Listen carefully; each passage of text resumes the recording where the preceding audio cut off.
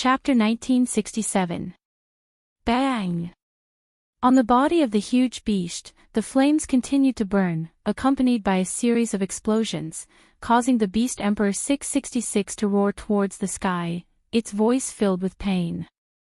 The Asuras, gods, and Buddhas who had retreated to a safe distance could clearly see that Beast Emperor 666's flesh and blood were incinerated into ashes during the process of black flames burning. However, he recovered very quickly. In the Bible, it was indeed recorded that even if one was injured, one would immediately recover. Originally, his power was far beyond that of the gods in all mythological systems. In the end, he also had the ability equivalent to an immortal body. There was no situation more troublesome than this. However, at this moment, the Asuras, gods, and Buddhas were no longer looking at the Beast Emperor with fear in their eyes. Instead, there was only sympathy and pity. This was because Li Yan's flames would never be extinguished before the target was burned to ashes. Under such circumstances, although the Beast Emperor's regenerative ability had saved its life and prevented it from dying, it had also made it endure the most terrifying flames in the world. It had experienced the pain of being burned by the flames over and over again. In the end, it was worse than death. Caw, caw, caw, caw, caw, caw. The Beast Emperor continued to roar in pain as it tossed and turned in the sky. Its huge body was repeatedly being burned and healed. The pain during this period was truly unbearable, and it was in so much pain that it wished it was dead. Beast Emperor 666 could only roar at the sky as he dived into the ocean. The moment the Beast Emperor rushed into the ocean, a clear sound like a flame being extinguished by water could be heard. However, the flames on Beast Emperor 666's body were not extinguished by the endless seawater. Instead, it burned the surrounding seawater, causing dense steam to fill the sky. Caw, caw, caw, caw, caw, caw. Unable to extinguish the flames on its body, the Beast Emperor could only howl in pain. Everywhere it went, the seawater would evaporate in an instant, causing a large amount of water vapor to rise from the sea and cover the entire space. It must be very painful, right? Noah looked down at the Beast Emperor, who was desperately rolling in the sea and stirring up the entire sea into chaos. There was no trace of pity in his deep, dark eyes. Then I'll release you immediately. As soon as he finished speaking, Noah's figure immediately swooped down and turned into a bullet that was shot out of the barrel. He swept across the space, bringing with him a true red airwave and resplendent starlight.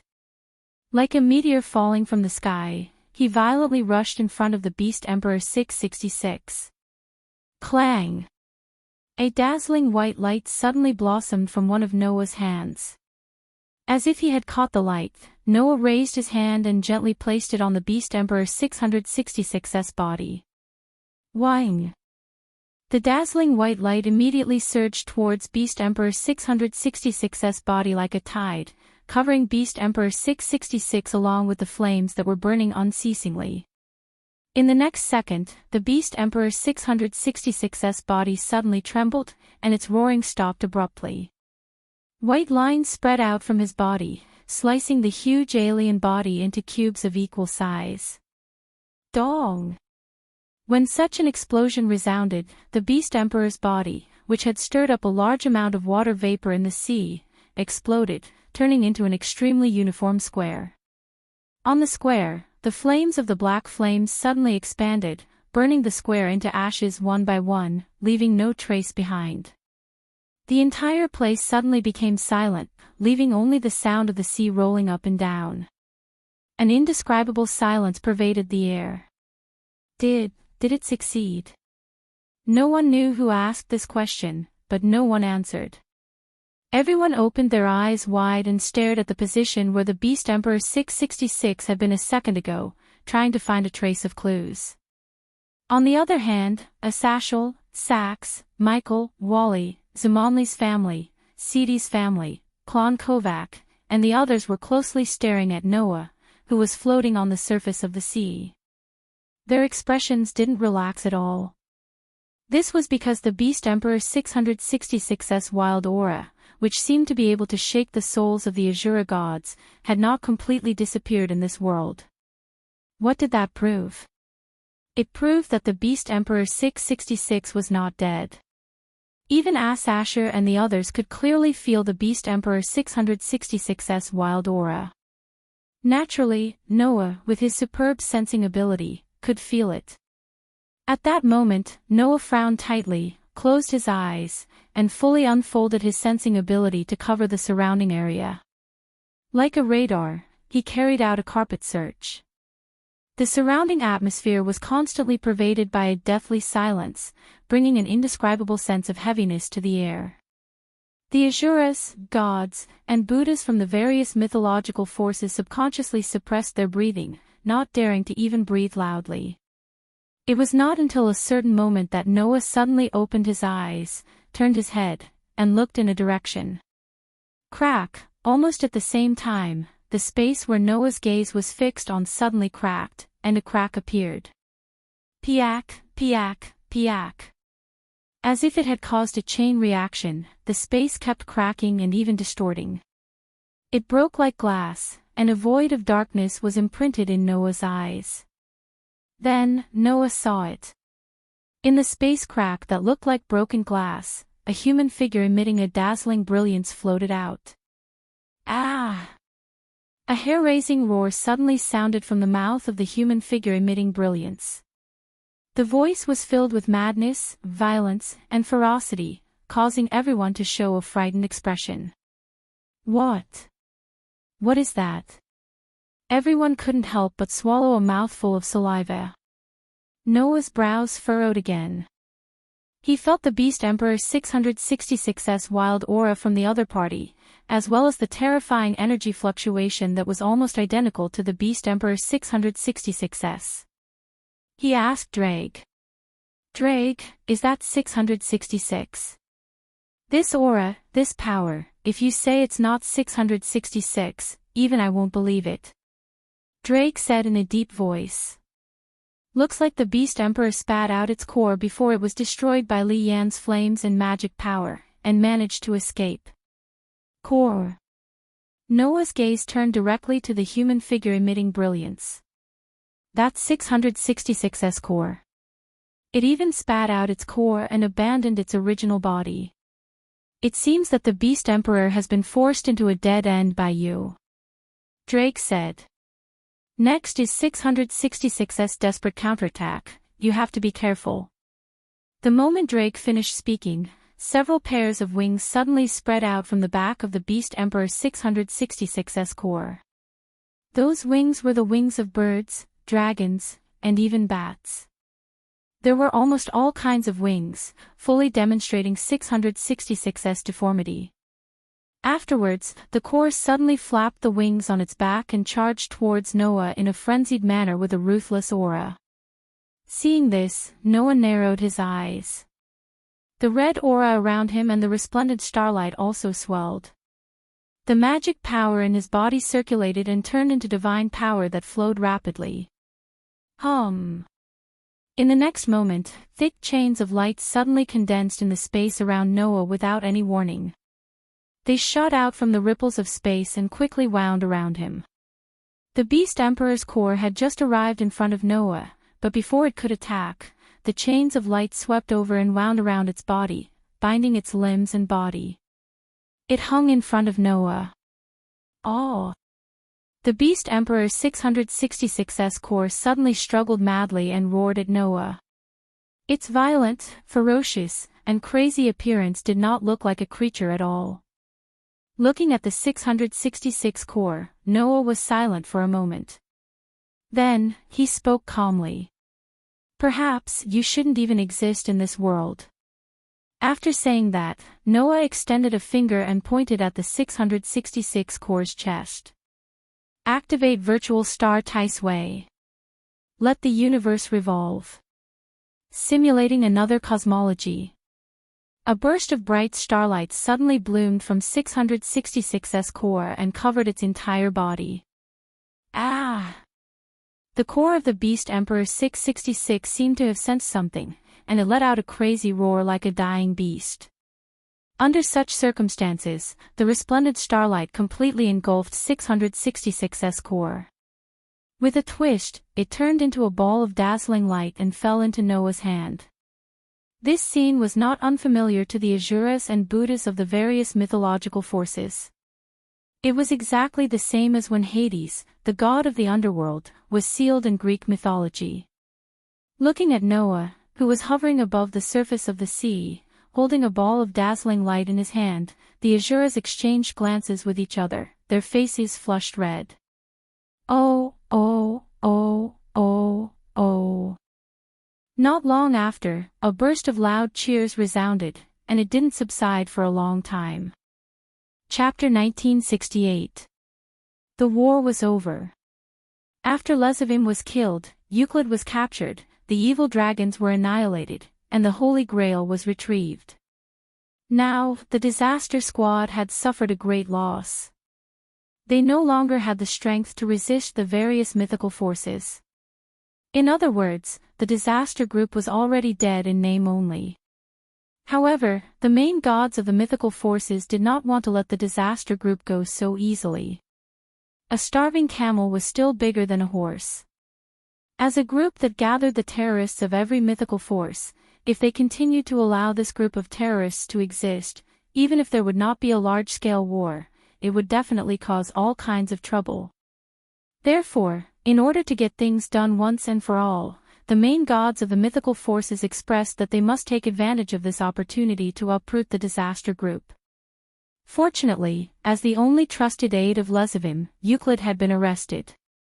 In the case of Lezavim's death, Euclid no longer had any hope for the disaster group. Coupled with the fact that even the 666 beast on the same level as the Red Dragon Emperor and the Infinite Dragon God was sealed by Noah alone, Euclid had completely given up on continuing to resist all the mythical forces. And so, with Euclid's help, the group successfully found the alternate dimension of the disaster's base camp, which was constantly changing its coordinates. In one fell swoop, they broke into the alternate dimension and wiped out the rest of the disaster's members. At this point, the disaster group was completely disbanded, and all the terrorists were brought to justice. Without the threat of terrorists, and with the major mythical forces now reaching a peace agreement, the world had truly ushered in peace. Therefore, on this day, Asashel was undoubtedly the happiest. After that, the main gods of the various mythological forces gathered again and held a short meeting. An important issue in the meeting was the seal of the 666 Beast Emperor. Unlike Hades, who was sealed forever in the underworld by Noah, the 666 Beast Emperor was sealed in the fictional world by Noah using the illusory star Tisway, waiting to be dealt with. The effect of this simulated star atlas, another cosmology, was that it could ignore the difference in strength, and seal natural gods and elves of stars in the fictional world, and could only exert the effect of having the spiritual capacity of other objects. In the world of Demon High School, there was no such thing as soul points, so the effect of having soul points was completely useless. Beast Emperor 666 was not a natural-born deity, nor was he a star spirit. Naturally, he could not ignore the difference in strength and seal him away. Logically speaking, the simulated star map, another cosmology, named Illusory Star Tisway, should not be useful to 666. However, don't forget that this another cosmology can be used to create fictional worlds as cages. Back in the box, when faced with the million gods who came to seize the sovereignty of the sun, Noah first sealed up the most powerful gods, then personally threw the Asuras, gods, and Buddhas, whose spiritual attributes had been reduced by half, into that imaginary world. Even the strongest species could not break through the fictional world created by the simulated star atlas, another cosmology, let alone those Asura gods and Buddhas. Therefore, even if the illusory star Tisway could not have any effect on 666, Noah could still use it to create a fictional world as a cage to imprison the Beast Emperor. With the cage created by the another cosmology, there were only two ways for the Beast Emperor 666 to get out of it. One was to rely on his own brute force to break free. However, the so-called another cosmology was above the 3-digit power of the box and was equivalent to a 2-digit power. If the Beast Emperor wanted to rely on brute force to break free, it would only be possible if the power far exceeded the gift itself, which was more than a 2-digit power, and reached the 1-digit power level. However, the Beast Emperor 666 only had its core left. Even if it still retained a 3-digit power level, it was impossible to reach the 1-digit power equivalent to a part of the law. Therefore, this method was equivalent to not having any. The second was to rely on others to open the fictional world. If one wanted to open the fictional world, there were also two ways. The first was as mentioned above, and a person with a single-digit power level could forcefully pry it open. The second was to use an equivalent but mutually restraining, another cosmology, such as Avesta, which could offset the power of another cosmology, to release the Beast Emperor 666 from it. In this world where even the Crimson Dragon Emperor, the Infinite Dragon God, and the Silent Revelation Beast Emperor only had 3-digit power, it was impossible for a single-digit power to appear. On the same level as another cosmology, it was also impossible for a method above the 3-digit power level to exist. Therefore, these two methods were almost impossible to achieve in this world. In this way, unless the person who held the illusory star Tisway opened the fictional world himself, the Beast Emperor 666 would never be able to come out. In this way, there was no need to worry about the Beast Emperor 666 escaping at all. Noah could completely throw it into the sea and continue to sleep for the rest of its life. However, the main gods of the mythical organizations were not at ease.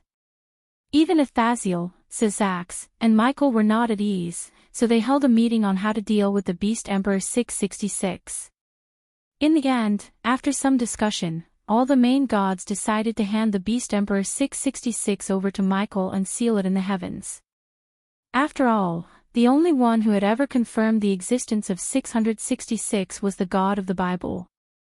Sealing 666 in the heavens could be considered as ending the wish of the God of the Bible, who had died on the battlefield because of the seal.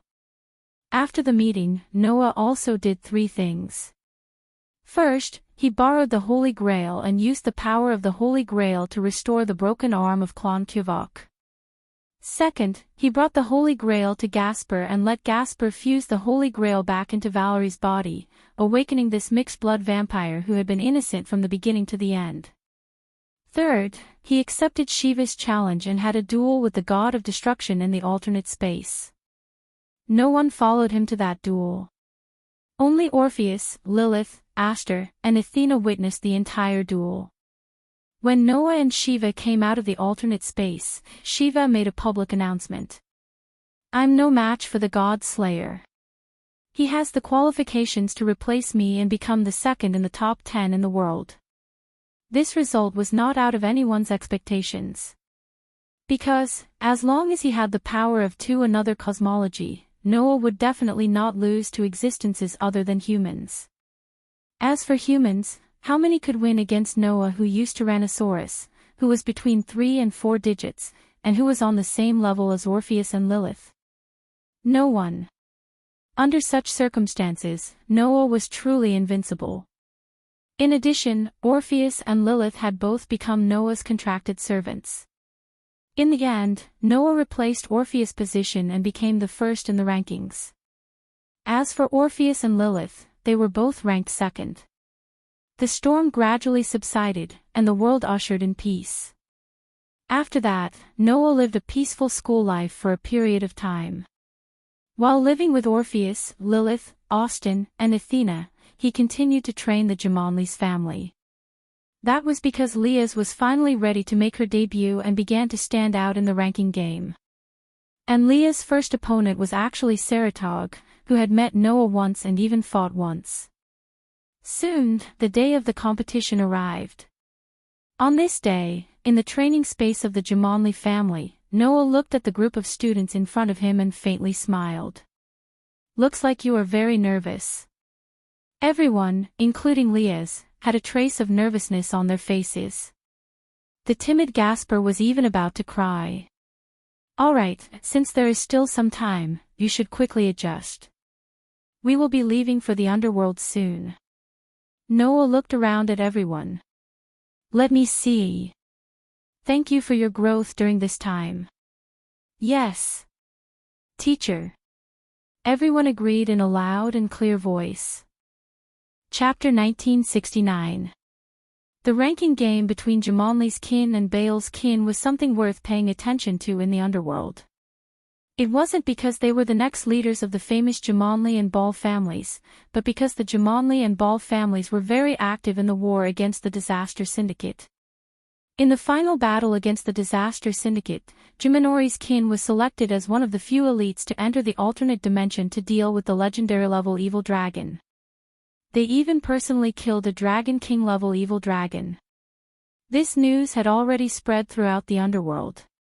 Baal's kin had also performed outstandingly against the evil dragon army. Saraoj's fists had crushed countless mass-produced evil dragons.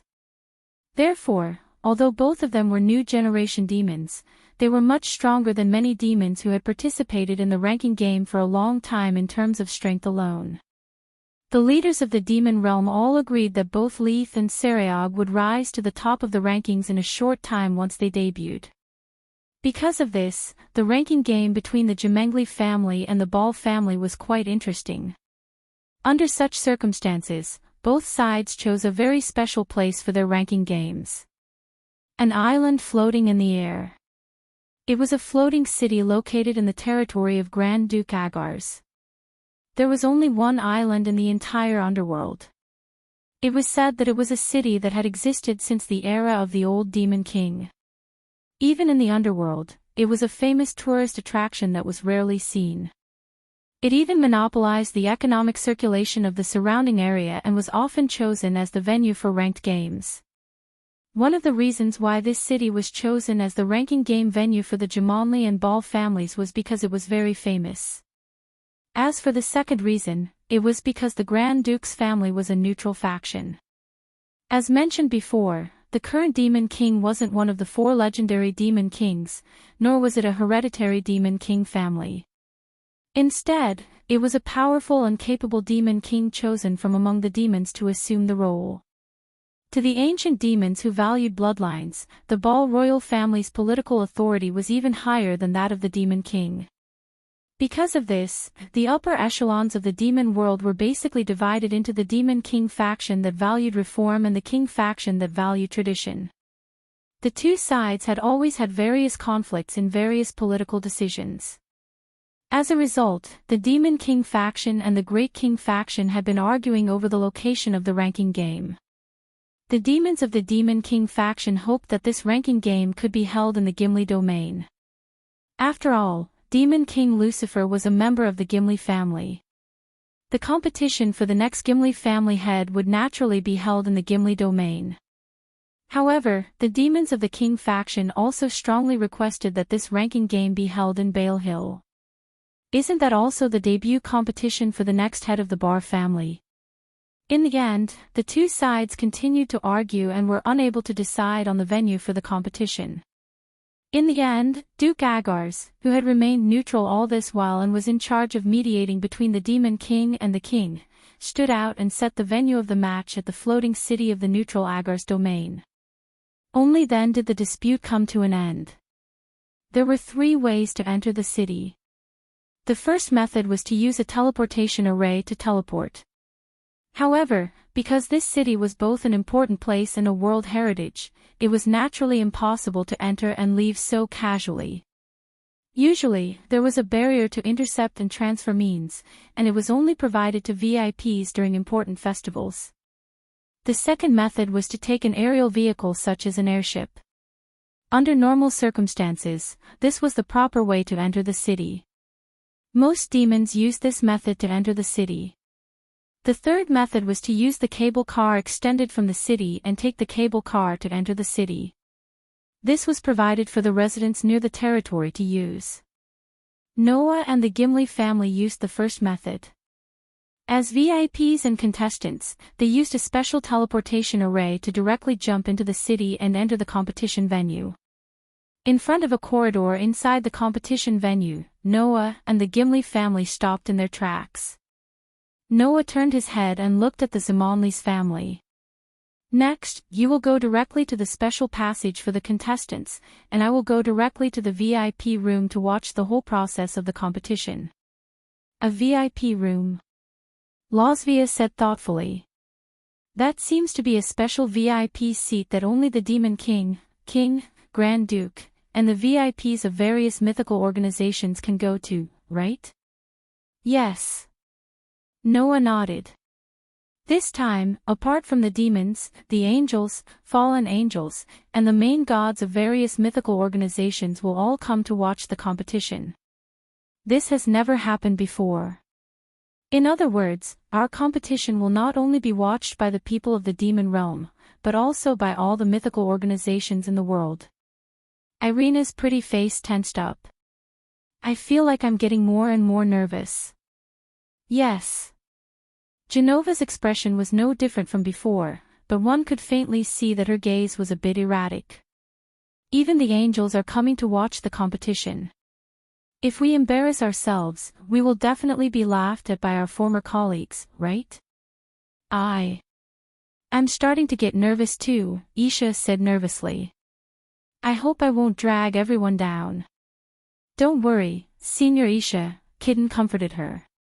Senior Isha is already very outstanding. She won't drag everyone down. You don't have to worry about dragging everyone down, but our opponent is Lord Saratog of the Ball Royal family. He's the #1 demon of the new generation. Laybell sighed. I feel like it'll be a tough battle. It'll definitely be tough, but we've already defeated an evil dragon of the Dragon King level. It won't be a problem. Yudu tried to cheer everyone up.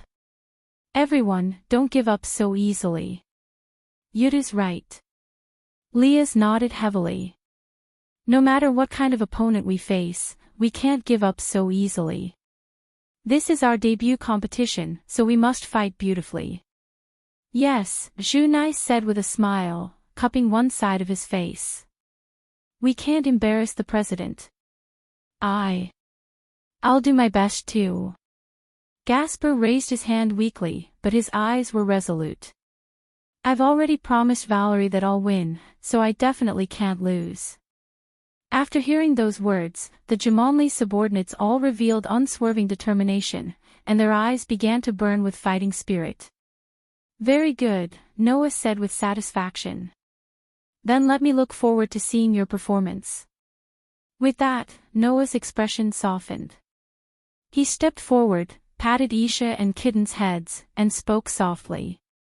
I hope I can see your victory before I leave. Hearing this, the eyes of the Zieming family members trembled slightly. Then, their gazes became even more resolute. After parting with the Jimmins, Noah went straight to the VIP room. Under the respectful attitude of the 2 demon guards at the door, he walked into the extremely luxurious room. Oh. Azazel, who was chatting with Sazax, was the first to notice Noah, and revealed a typical smirk. He's here. Hearing Azazel's words, everyone's eyes turned to Noah, and they all stood up subconsciously to greet Noah. Obviously, although Noah was alone, none of the famous Azuras here dared to look down on him. After all, although the person in front of them was just a human, he was recognized as the world's #1 and was absolutely invincible. Now, the group of Azuras, who had already understood how terrifying Noah was, naturally did not dare to slight him, and all of them were polite to him. Noah also did not embarrass these Azuras, and responded to them one by one. Then, he came to Azazel and Sazax and sat down. In front of everyone, a projection screen was unfolding. On it, a Roman Colosseum was projected. Around the arena, the ring-shaped auditorium was almost full of people, and it was even more lively than the great demonic battle exhibition that Noah had participated in. In the arena, the Jimmins and Bale's families had already arrived, and everyone cheered. Lias led her family, and there was no longer any nervousness on her face. Instead, there was the same elegance and confidence as before. Saraog also led his family, and looked at the Jimmins with a relaxed smile on his face, exuding a domineering aura. Under such circumstances, the competition began. Chapter 1970. The game between the Demonli's kin and the Baal's kin was played by rolling dice. The rules were as follows. Each side had a dice. Before the start of each game, both sides had to roll the dice to determine the total number. Based on this number, both sides could send out their kin with the same value as the demon's chess piece. This so-called value evaluation was to calculate the pawn as 1, and the rest of the chess pieces were determined according to their value. Queen was equivalent to 9th pawn, so it was calculated as 9. Rook was equivalent to 5 pawn, so it was calculated as 5. Knight and bishop were equivalent to 3 pawn, so they were counted as 3. Under this calculation, both sides would roll the dice, and finally send out their kin with the same value as the number of dice rolled. For example, if both Laius and Saraj rolled a 4, then the total number was 8, and both sides could only send out chess pieces with the same number. Using 8 as an example, he would be able to send out a rook, a knight, or a bishop. Of course, if they rolled an 8, then they could send out 8 pawns. As long as the value of the chess piece was equal to the number of dice rolled, then they could play. In other words, if they wanted to send out a queen, then the number they rolled must be 9 or above. If they wanted to send out a rook, then the number they rolled must be 5 or above. If they wanted to send out a knight and a bishop, then the number they rolled must be 3 or above.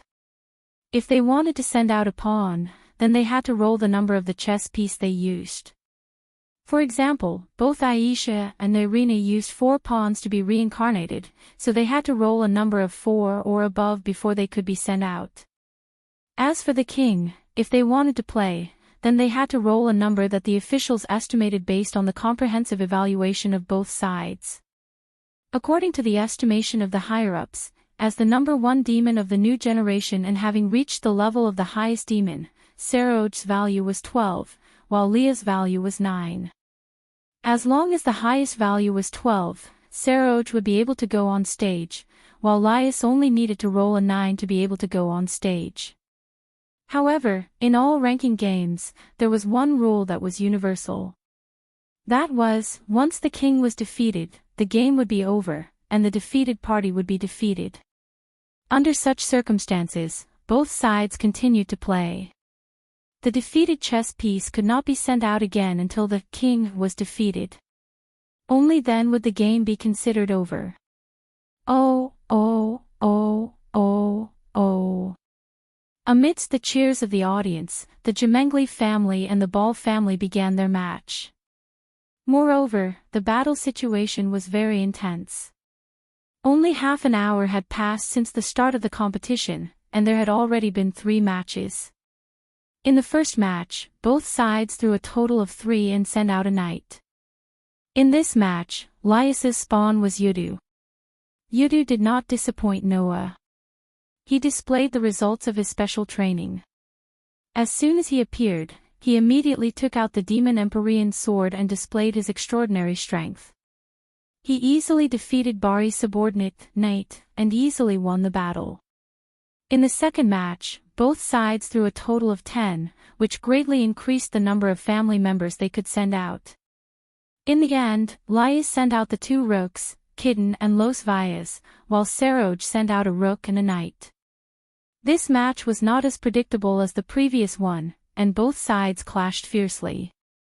In the end, the Kitten made the sacrifice with a resolute expression and firmly held back the opponent's rook and knight. This allowed Lophius to launch a large-scale magic attack in all directions. Other than Lophius, everyone else was forced to leave the battlefield. In the third match, both sides threw a total of 8. In this match, Laius sent out Rebel, who was a bishop, and Irina, who was a pawn. They were worth a total of 7, and if they threw a total of 8, they could definitely fight. Although Isha and Irina would have a total of 8, Isha had no combat power and naturally did not fight.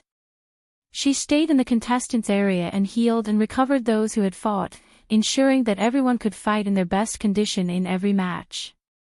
As for Saroj, he sent out a rook and a bishop. And so, the match ended there. In the VIP room, Noah could clearly see that Rebel and Irina were having a hard time dealing with the attacks of Saroj's rook and bishop. However, the two seemed to have taken the wrong medicine and fought with all their might. They're fighting a little too hard, aren't they? Asashel said in astonishment. Could it be that they've suffered some kind of shock? They're fighting a little too hard. Sazax frowned slightly and said as if he could not bear to see it. In the last match, Kitten and Los Valles were also fighting with all their might. Kitten even took the initiative to sacrifice herself, and Los Valles did not hold back at all as he bombarded Kitten as well. Even if it's normal to abandon a piece in a match, they're fighting a little too hard. Now that I think about it, Kiba was also fighting with his life on the line. The moment he appeared, he used his full strength. He didn't even hesitate to use a weapon like the Demon Empyrean sword, which consumes a lot of energy. Asashel was puzzled. What's going on? Noah was silent for a while before calmly speaking. They just want to win, for themselves, and for me. For you. Sazax and Asashel both looked at Noah with startled expressions. Noah's eyes never left the screen as he said calmly. After the match, I plan to leave for a while. What? Both Sazax and Asashel exclaimed, attracting the attention of the people around them. Only then did the two react and quickly smiled apologetically. What's going on? Sazax could not help but ask. Isn't this a little too sudden? Come on, you're now the World Suppression Force. Although it's embarrassing, world peace basically depends on you alone. Asashel smiled bitterly. If you leave, those mythical organizations that finally compromised will definitely be restless again. Don't worry, even if I don't appear, no one will think that I'm dead. They won't joke about the survival of their mythical organizations before I die. Noah's eyes never left the screen as he said this. So, what you're worried about won't happen. You can continue to work hard for world peace. Sazax and Asashel thought about it carefully and felt that it made sense. Then where are you going? Sazax asked. Why do you suddenly want to leave? I have my own things to do. Noah smiled slightly. Why? Are you worried that something will happen to me? You better be so easy to get into trouble. Asashel rolled his eyes. Even the infinite dragon god has become your servant, and you've sealed the beast emperor. I really can't think of anyone who can cause you to get into trouble. Then isn't it settled? Noah shrugged. So, accompany me to the end of this match. Both Sazax and Asashel nodded solemnly. The three of them watched the entire process of the match with extremely serious expressions. During this time, the three of them chatted a lot, causing a faint melancholy to fill the air. In the end, the Zimonli's kin successfully defeated the Baal's kin and won. Looking at the Zimonli's kin who were laughing and crying at the same time, Noah's gaze became gentle. Well done, my students, this way, Noah could leave without any regrets. As for Noah's impending departure, Sazax and Asashel only told a very limited number of people, and the rest did not know anything. That night, the four great demon kings, Sazax, Achuka, Seraph, and Felubium, brought the Zimonli's kin and Sidi's kin to hold a banquet under Asashel's organization. At the banquet, Noah, as the main character, was constantly forced to drink by a group of people, but he was always laughing and fooling around with the crowd for the entire night. It was said that after getting drunk, Aisha and Kitten secretly kissed Noah, and even Label. It was said that Seraph, who was also drunk, seemed to want to have a passionate night with Noah, but was finally stopped by Liaz and Sang. It was said that even Vala's team came later, and were dragged by Asashel to drink a lot of wine. It was said that the next day, after everyone was drunk, only Noah walked out of the banquet alone and left the underworld. However, to be more precise, it should be said that he left this world. Chapter 1971. Warm sunlight slowly sprinkled down from the sky, illuminating a small but elegantly designed atrium, illuminating the green lawn. In the lawn, there were trees, flowers, water, and round tables and stone chairs made of marble. It was like a theme park somewhere. And in this elegant atrium, a young girl stood facing the wind. Her light golden hair that reached her waist fluttered in the wind as if it was emitting a radiance. Her tight blue and white dress swayed back and forth in the wind. The young girl stood in the wind with her eyes closed. She slowly opened her hands, as if there was something extremely precious in front of her, and held it in the palm of her hand. Clang! At this moment, a soft white light bloomed from the young girl's slender hands as if she was holding something. That white light was neither strong nor dazzling. It could only be considered bright, and it dyed the surrounding area with a pure white color. Such a soft and gorgeous white light, if it was seen by those who loved beauty, they would definitely be unable to help but approach it. Like a young girl, they would reach out their hands and gently hold that ball of light, right?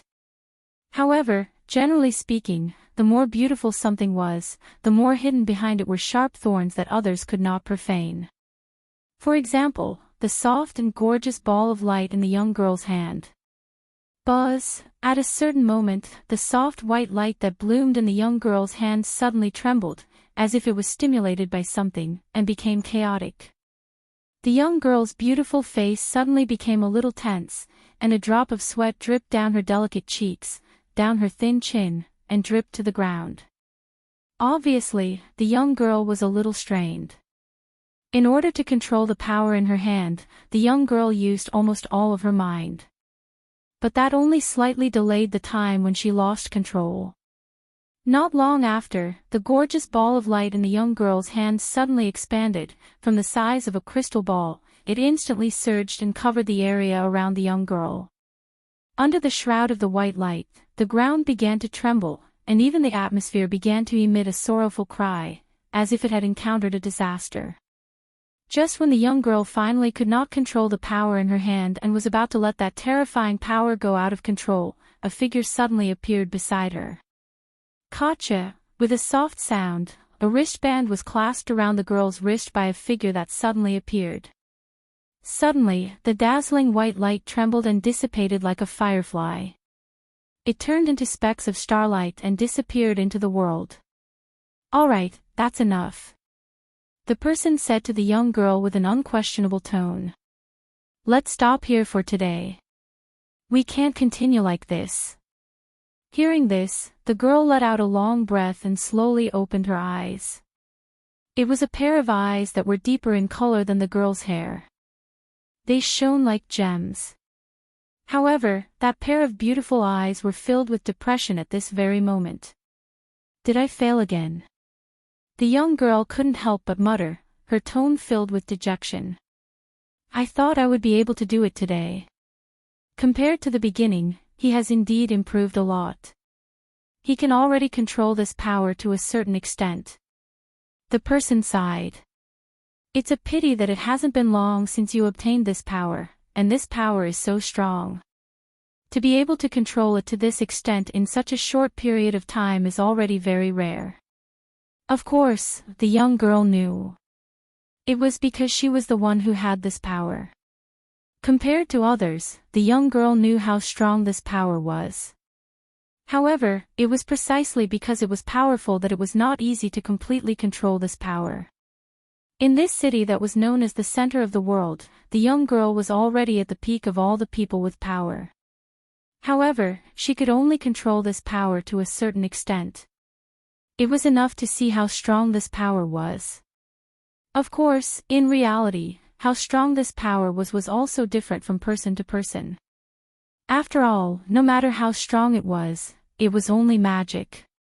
The amount of power it could unleash was completely dependent on the magic power of the user. Until now, the young girl still couldn't completely control this powerful magic. Firstly, it was the type that was extremely difficult to control. Secondly, the young girl's spiritual energy that could be converted into magic power was extremely powerful. This allowed the power of this magic to be fully unleashed, making it even more difficult to control. However, with this magic, the young girl's power would increase by several levels. Thus, the young girl slightly shifted her gaze and looked at her companion. To put it bluntly, the young girl's appearance could already be considered as extremely beautiful. Even compared to the perfect goddesses from the heavens, she definitely wouldn't lose out in the slightest. However, the young girl's companion also had an extremely beautiful appearance. Soft emerald long hair and eyes of the same color. Her slender figure gave people the impression of being graceful, but also had a kind of delicate beauty. Her white skin seemed to be crystal clear, and her whole body exuded a clever and heroic temperament. In addition to her beautiful appearance, the other party also had a noble bloodline. That pair of long ears told everyone that this beautiful person was an elf. Moreover, she was a royal among the elves. Looking at this beauty who was respected and looked forward to even among the elves, the young girl called out softly. "Riveria. Don't even think about it." Riveria seemed to know what the young girl was planning to do and immediately blocked her with a sentence. "Today's practice will end here. You're not allowed to continue practicing. You can only practice one morning a day. This is what we agreed on. Do you want to go back on your words?" "I see. But..." I said somewhat dejectedly. "I want to practice this crushing magic well." "I know. I also want to see you practice it well. Otherwise, who knows when you will force yourself to use it against your enemies in the underground city. At that time, if this magic goes out of control, it will be a problem for your life." Riveria shook her head. "But you have to know that although this magic is powerful, it also consumes a frightening amount of spiritual energy. If you force yourself to continue practicing it, it's one thing for your spiritual energy to be exhausted, but I'm afraid that you will suffer a spiritual backlash. At that time, even I won't be able to save you. I'm doing this for your own good." Saying such a sentence, Riveria once again spoke in an unquestionable tone. "No matter what, I'll only allow you to practice one morning a day. If you want to continue practicing, you have to wait until tomorrow. Today, you're not allowed to practice." Immediately lowered her head in disappointment. Seeing like this, Riveria didn't know whether to laugh or cry. "I'm starting to regret letting you learn from that person," Riveria sighed and said. "If I knew that he would teach you such a dangerous and troublesome magic spell, I would have stopped you. But there's a higher possibility that you wouldn't listen even if I stopped you." Immediately shut her mouth and didn't dare to say another word. Seeing lowering her head like a child who had done something wrong and was worried about being scolded, Riveria felt angry and amused at the same time. All right, I'm just telling you not to practice it for the time being. It's not like I'm not allowing you to practice it. For safety's sake, you can continue practicing crush magic tomorrow," Riveria said in annoyance. "You can use the afternoon to practice your swordsmanship. You can even go to the underground city. At most, I won't stop you, okay?" Perked up her spirits. "But," Riveria added in a serious tone, "you're not allowed to go too deep. You have to return before the sky turns dark. Not long later, our clan tribe will be going to the deeper regions. At this crucial time, you can't be injured, understand?" Immediately nodded. Riveria was satisfied and turned around. Just as she was about to leave, a voice came from behind. "Thank you, Riveria." Hearing this, Riveria's footsteps paused for a moment before she recovered and a gentle smile hung on her face. To Riveria, was like her own daughter. Otherwise, she wouldn't accompany her to practice magic every day. Although had always been rather taciturn, Riveria knew that this young girl's heart was far warmer than her cold appearance. What's more, compared to the past, AIC had changed a little recently. This is all thanks to that man. What an incredible man, Noah Doria. Chapter 1972. The Labyrinth City, Olalai. It was famous for being built on top of the underground city.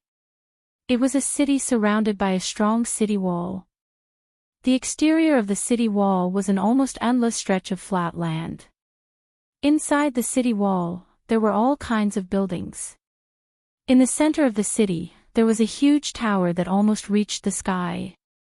It was a skyscraper that was built on top of the lid of the underground city and connected to the entrance of the underground city, the Tower of Babel. Looking down from above, one could clearly see that within the labyrinth city of Orly, the 8 main streets were all connected to the tower, causing the central plaza surrounding the tower to appear as though it was filled with a sea of people. If it were not for the fact that it was noon and most of the adventurers had entered the underground city and had not yet returned, the central square would have been completely filled with adventurers. Even now, the entire city was still extremely noisy. Fully armed adventurers and supporters carrying large backpacks were coming and going. Some entered the Tower of Babel and went to the underground city, while others came out of the underground city. People were coming and going, and it was very lively. However, this lively atmosphere was disrupted at some point. On one of the streets that led to the central square where the Tower of Babel was located, there was a sudden commotion. There was only one reason for this commotion. That was a beautiful girl with light golden hair that reached her waist. She was wearing a blue and white skin-tight dress and a thin sword at her waist. She was walking slowly on the street. The newcomer was naturally Ace, who was allowed to enter the underground city by Riveria.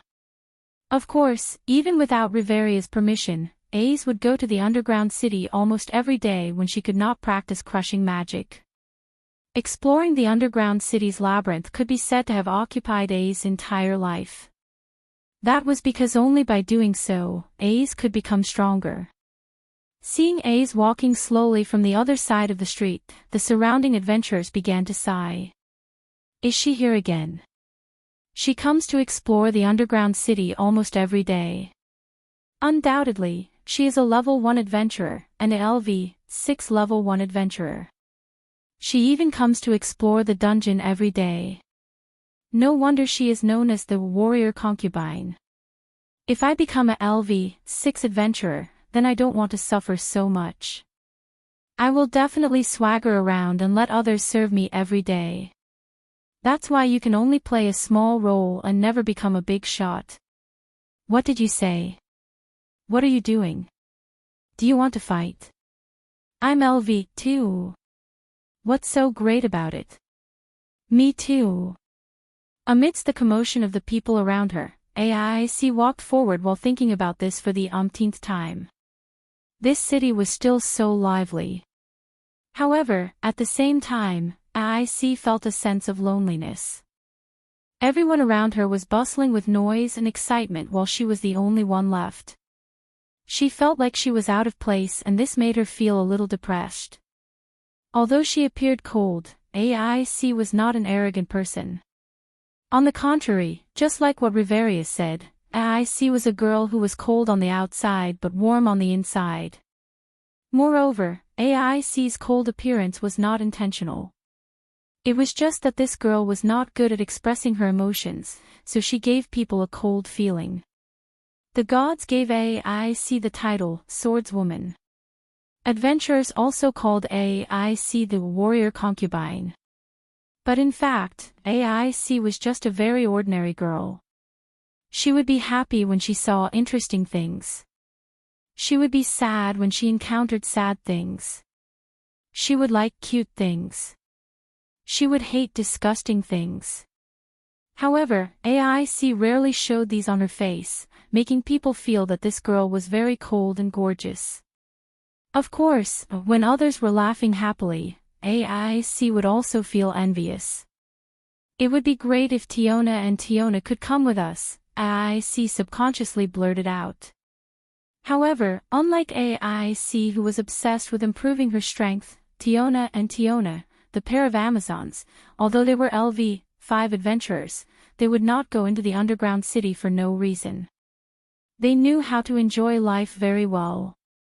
Now, those two sisters were probably with Leafia and had run off somewhere to play. Thinking of this, AIC came to the front of the Tower of Babel. As soon as she came here, a bigger commotion than before broke out. AIC thought that the commotion was because of her arrival, but she soon noticed that the surrounding adventurers were talking about it. Quick! Look over there. That person. Isn't that the tyrant? Tyrant. Just like how AIC was given the title, Swordswoman, by the gods, this was also a title. However, this title had only appeared in Eulalie recently. It had spread at an unimaginable speed, and everyone knew about it. Because the owner of this title was undoubtedly the most famous person in the entire Maze City recently. Apollo's minions were defeated by him alone in the war game and were driven out of Eulalie. The main god of Freya's minions had endless love for him, but was rejected. The only LV7 in the Maze City was once forced to retreat by him. The gods were all eyeing him covetously and were always thinking of poaching him into their minions. Moreover, he was an important benefactor who taught crushing magic to AIC and let AIC get what she wanted. So, AIC was stunned for a moment, then raised her eyes and looked forward. The next second, AIC saw it. In front of the entrance of the Tower of Babel, a figure was standing there. The Maze City, Eulalie. Noah looked at the vast square in front of him with people coming and going. Looking around the bustling city, a faint smile appeared on his young face. It hasn't changed at all, that was to be expected. It had only been a month, how could this bustling city, which had been developing since ancient times, have changed so much? However, for Noah, everything in front of him was somewhat nostalgic. There was no other reason. According to Noah's sense of time, he had been away from this world for nearly a year. He came back after nearly a year, and when he saw everything in front of him again, he naturally felt very nostalgic. Of course, this nostalgic feeling immediately disappeared in the next second. Because an extremely scorching gaze was cast from the direction of the Tower of Babel and fell on Noah's body. Feeling the scorching gaze that seemed to want to swallow him whole, the smile on Noah's face slowly disappeared. He turned his head and looked at the top of the Tower of Babel. His pitch-black eyes were filled with a sharp light that was as cold as the edge of a blade.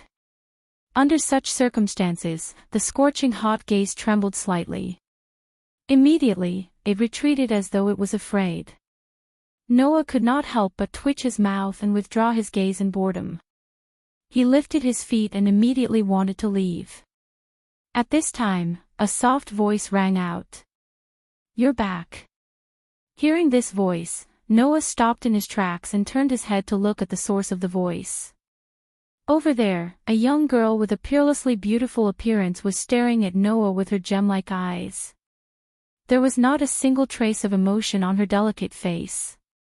Noah was stunned and said in surprise, "Why are you here? Why are you here? Can't I?" AIC blinked. Although her expression did not change, she seemed to have suffered a blow. "Am I in your way?" "No. No." Noah hurriedly shook his head and waved his hand. "I thought it was that boring beauty who came to find trouble with me again." "Beauty?" AIC was stunned, and then she remembered something and understood. "It seems that you are going to the dungeon, right?" Noah looked at AIC, who was neatly dressed, and scratched his cheek. "So, I should be the one in your way." Looking at Noah scratching his cheek, as if he was considering whether to leave or not, AIC hesitated for a while and then subconsciously spoke. "No, I am not going to the dungeon." After saying that, AIC lowered her head and felt a sense of guilt in her heart. This was definitely the first time AIC lied. However, she did not know why, but compared to going to the dungeon, AIC wanted to talk to the person in front of her more. Even if it was just for a while. Chapter 1973. In the end, AIC didn't enter the underground city. Instead, she sat down with Noah on a bench beside the fountain in the central square and actually started chatting. Noah asked AIC about the recent situation of Hastia's clan. However, AIC was basically clueless. That was because she had been hiding in the base camp of Loki's clan for the past month to train her crushing magic. She didn't have the spare energy to care about the situation outside. AIC then asked Noah about his gains in the underground city. Unfortunately, after Noah entered the underground city, he directly left this world not long after and only returned today. And as soon as he returned, he immediately left the underground city. What gains could he possibly have? Thus, Noah gave a perfunctory reply and easily avoided the question of the pure and kind AIC. At this moment, AIC was sizing up Noah. She tilted her head and asked in puzzlement, "What are you talking about? I feel like you're not the same as before." "Really?" Noah raised an eyebrow and asked curiously. "What's different about me? I can't put my finger on it." AIC raised her beautiful eyebrows and hesitated for a moment before speaking in a trembling voice. "You feel like you're much more noble than before." After hearing AIC's words, Noah somewhat understood. Perhaps it was because he had obtained the third perpetual motion machine, Ling. Before he obtained the Ling, Noah was just a human. Even if he had great power and was essentially a fragment of the original world, the world allowed Noah to be born as a human. Noah would always be a human. And after obtaining the Ling, from a certain point of view, Noah could be considered to have improved. That was because the spirit level represented merit and inheritance. Dragons gave birth to dragons, rats gave birth to rats, and the sons of rats could dig holes. After obtaining the Ling, Noah's status as a human had also risen to the highest point, just like how a carp had become a divine dragon. In the eyes of others, it was natural that he was much more noble. In the past, didn't Letitia and Pest say that Noah had some changes after obtaining the Ling? It seemed that AIC had also noticed this change. He guessed that the beauty on the Tower of Babel had also noticed the change in Noah, so her gaze became more intense than before. With that thought in mind, Noah didn't hide it from AIC. "I've had some fortuitous encounters recently, so it's natural for me to change a little." Hearing this, AIC shifted her gaze to Noah. She stared straight at Noah and only spoke after a while. "You've become stronger again." "Become stronger?" Noah laughed bitterly. "I don't know if it counts." Compared to before he left this world, Noah had indeed changed a lot. At that time, Noah's authority was still on him. If he fully unleashed it, it would be more than enough to reach Hakuda's 3 digits. After all, at the time, Noah was already able to use 2 clones of authority at the same time, and could unleash them for a short period of time. Now, if Noah unleashed his full power, it would be between 3 and 4 digits when he used the Tyrannosaurus Rex. Compared to before he left this world, it was much weaker. However, before he left this world, although Noah could use 2 clones of authority at the same time, reaching 3 digits, it was only temporary. The consumption and burden were huge. On one hand, he could reach 3 digits for a short period of time. On the other hand, he could reach 3 to 4 digits without any side effects. As for which side was better, he really didn't know how to calculate. There was only one thing that he was certain of. That was, although Noah had changed a lot, the impact on his strength was almost negligible. Because, with the power of Avesta and illusory star Taisway, as long as the opponent was not a human, he would not lose no matter what. And if the opponent was a human, with the power between 3 and 4 digits, it was enough to sweep through everything. At least, that was the case in the world of Demon Academy, and it was also the case in this world. Even if he explained this to AIC, With AIC's ability to understand, this natural girl's brain would probably short-circuit, right? Therefore, Noah shrugged and said so. I can only say that the change is huge. As for whether it is stronger or not, it depends on who the opponent is. Is that so? AIC nodded, not knowing if she understood or not. She touched the bracelet on her wrist. But I haven't been able to practice crush magic well. You haven't been able to practice it well. Noah laughed. That's normal. How long has it been since you got crush magic? Back then, in order to practice this magic well, I had to practice it deep in the mountains and forests for 4 whole years. 4 years. AIC was confused. Do you need that long? Well, my situation is because my own magic is too strong, causing the power of crush magic to be too strong. It is even more difficult to control, so it took me 4 years. Noah looked at AIC as if he could see through her soul and said so. As for you, although your spiritual force is very strong, it has not reached the level of my childhood. With your talent and hard work, coupled with the assistance of LV6 ability value, if it goes well, in a few months, you should be able to apply it more or less in combat. A few months? AIC couldn't help but ask. A few months is only enough to apply it in battle. You should be satisfied. Noah said in a bad mood. The person who taught crush magic to me has been using it for decades, and he hasn't fully controlled it yet. It's already a good result for you to be able to apply it in battle. After that, Noah stretched out his hand and gently stroked AIC's head. AIC was stunned for a moment. Don't worry, there is nothing wrong with pursuing power, but if you blindly pursue power, then there is no benefit at all. Noah smiled slightly. As long as you are down to earth, this magic will become your strength sooner or later. You are the swordswoman, the most talented adventurer in the whole Eulalia. Have some confidence in yourself. AIC looked at the smiling Noah in a daze, feeling the warm big hand on her head, and couldn't help but feel lost in her heart. AIC lost her parents when she was a child, joined the Rosai family, and became a member of the Rosai family. Since then, AIC had been fighting in the dungeons to become stronger. She didn't even have time for entertainment and relaxation.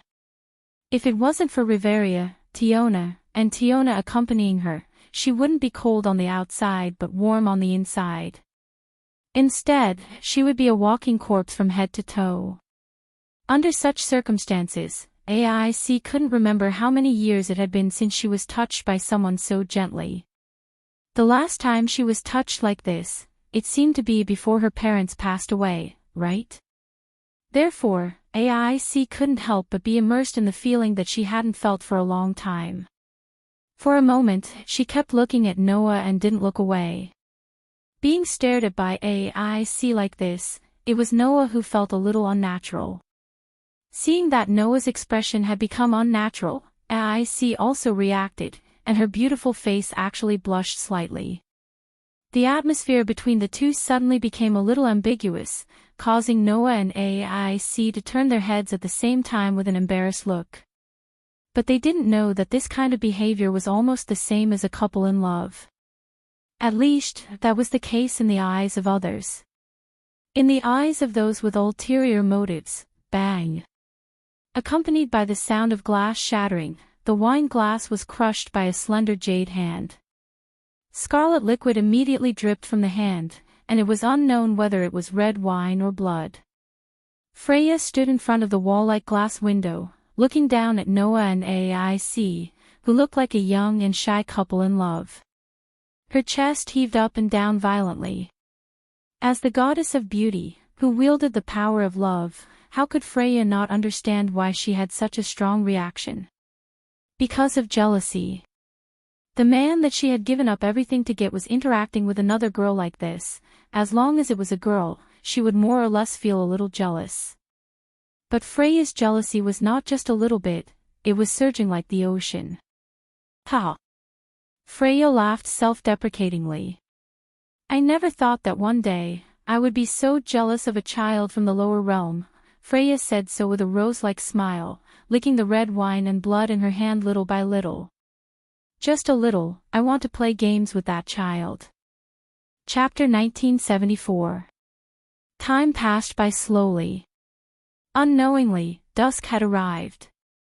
Noah and AIC, who had been chatting by the fountain in the central plaza for the entire afternoon, finally noticed the time and stopped chatting. All right, it's getting late. I should head back. Noah stood up, stretched his back, and said to AIC who was beside him. I just came back from the underground city. I haven't gone back yet. I wonder how Hestia, Belle, and Lily are doing. I should head back too. AIC nodded and stood up as well. Riveria told me not to go back too late. We have to go on an expedition to the deeper regions soon. If I don't go back early, everyone in the tribe will be worried. An expedition? Noah nodded thoughtfully. I remember you guys went on an expedition before, but you guys turned back halfway, right? AIC nodded and confirmed Noah's statement. She even explained. She also explained, on the 51st floor, we encountered monsters that could dissolve weapons. Those monsters were very troublesome. If we continued to fight, everyone's weapons would dissolve, and we would be reduced to fighting without weapons. Our combat power would be greatly reduced, so Finn ordered us to retreat. Monsters that dissolve weapons? Noah raised an eyebrow. I've been to the 51st floor, but I didn't encounter such monsters. You've been to the 51st floor? AIC was a little startled and asked with uncertainty. Alone? Yes. Noah nodded. Alone. You're really strong. AIC's voice became a little softer as though she was stimulated. I want to be as strong as you too. You will be sooner or later. Noah smiled bitterly and patted AIC's head comfortingly. You're still young anyway. AIC seemed to be a little dissatisfied and muttered softly. Undoubtedly, you're not much older than me. AIC didn't reject Noah's head patting and seemed to be enjoying it. After chatting for an entire afternoon, the relationship between the two of them progressed at an incredible speed. In the beginning, Noah felt a little embarrassed to treat AIC this way. The first time he touched AIC's head, it could be said that he did it subconsciously. Later on, Noah gradually felt that AIC was like a cute little sister, making him feel closer and closer to her. At the same time, he also felt a little emotional. This young girl, except for the fact that she didn't seem like a girl when it came to pursuing power, was just an ordinary girl in all other aspects. AIC, who didn't know what Noah was thinking, answered his question. The 51st floor is very big. Some areas haven't even been mapped out in detail. If you went to places that were recorded on the map, you probably missed those monsters. Is that so? Noah suddenly understood. Well, it's not a bad thing anyway. Hearing this, AIC stole a glance at Noah. After hesitating for a while, she asked carefully. Do you want to come with us during the expedition? Me? Noah was stunned for a moment, and then he didn't know whether to laugh or cry. I'm a member of a different clan tribe from you, and the goal of the expedition is the unreached area, which is the floor that hasn't been conquered yet. If we can conquer a floor that no one has been to, it's undoubtedly pioneering. With such great benefits and glory, is it appropriate for me to share it with you? It's okay. AIC didn't have much hope at first, but seeing that Noah didn't directly refuse, she suddenly mustered up her courage. The last expedition was due to the consumption of weapons. This time, Loki and Finn have made a lot of preparations. They even invited the blacksmiths of Hephaestus's clan tribe to help us repair and forge weapons. Your clan tribe can also participate. Did Loki's spawn hire Hephaestus's spawn? Noah asked with a smile. Even so, it's very difficult for our clan tribe to participate in your expedition. Let's not talk about the fact that there are only 3 members in our clan tribe, and 2 of them are all LV, 1 low-level adventurers, and 1 of them is even a support. Let's talk about the matter of your overgod. Is it possible for him to cooperate with my overgod to conquer the unreached area? AIC was suddenly speechless. That's right. Let's not talk about other things, just the grudge between Hasti and Loki was a threshold that couldn't be crossed. The 2 were like natural enemies. Even if it wasn't to the point of life and death, it was to the point of bitter hatred. How could such a big thing as an expedition to the dungeon and reclaiming the unreached area be possible? Moreover, the problem that Noah mentioned was also a problem. If Loki's clan really wanted to invite someone to explore the buried city with them, it would be a powerful clan like Freya's clan, not a small clan with only 3 members like Hastia's clan. I think your power is already sufficient. AIC was silent for a moment before she said this. If it were you, Loki would definitely consider it. After all, even though Loki hated Hestia, he had always been eyeing Noah and even thought highly of Noah. As the saying goes, love the house and its crow, hate the house and its crow. Even though Loki was not on good terms with Hestia, he still thought highly of Noah, who was a member of Hestia's clan. It was enough to show how much Loki valued Noah. If it was Noah, Loki might really consider it, right? At this moment, even Noah began to ponder. Although he was not like other adventurers who explored dungeons as their career, as a man, who did not want to take risks. That was how the buried city attracted everyone's curiosity and adventurous spirit, attracting countless people to explore it. Unexplored areas. What could one encounter in such an unexplored area? As long as one thought about it, one would not be curious. Although Noah had already gotten rid of the impatience of a young brat, his own strength was outstanding, and no one had explored below the 58th floor of the buried city. Moreover, there were questions such as how monsters were born, how magic stones were produced, and why the buried city rejected divine power. Noah wanted to take a trip. Of course, at most, it was just a little. Thus, Noah said so. This matter is not that urgent. If you really want me to help, go back and discuss it with Loki and Finn. I think they should have more ideas. Okay. AIC nodded heavily. I will. Seeing how serious AIC was, Noah could not help but feel a little amused as he continued to stroke her head, making her blush slightly again. Noah had to admit that he really wanted to treat AIC as a cute little sister.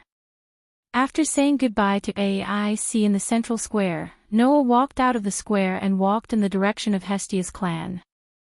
I wonder how everyone is doing. Recalling the members of the clan that he had not seen for almost a year, Noah's footsteps could not help but quicken a little. At the same time, the news of Noah's return from the buried city also spread like wildfire and was quickly learned by the major clans of Eulalia.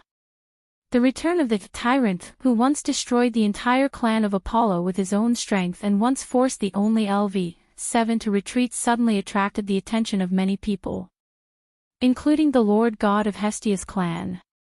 So, before Noah had time to return to the base camp of Hestia's clan, a commotion suddenly arose on the street in front of him. Get out of the way! Get out of the way! A petite figure rushed out from the other side of the street, shouting as she rushed. My Noah is back! I have to hurry to greet him. All of you get out of the way! Seeing the petite goddess rushing all the way, many people were startled and quickly moved aside. When they reacted, they were just about to scold her, but they suddenly showed a perverted expression.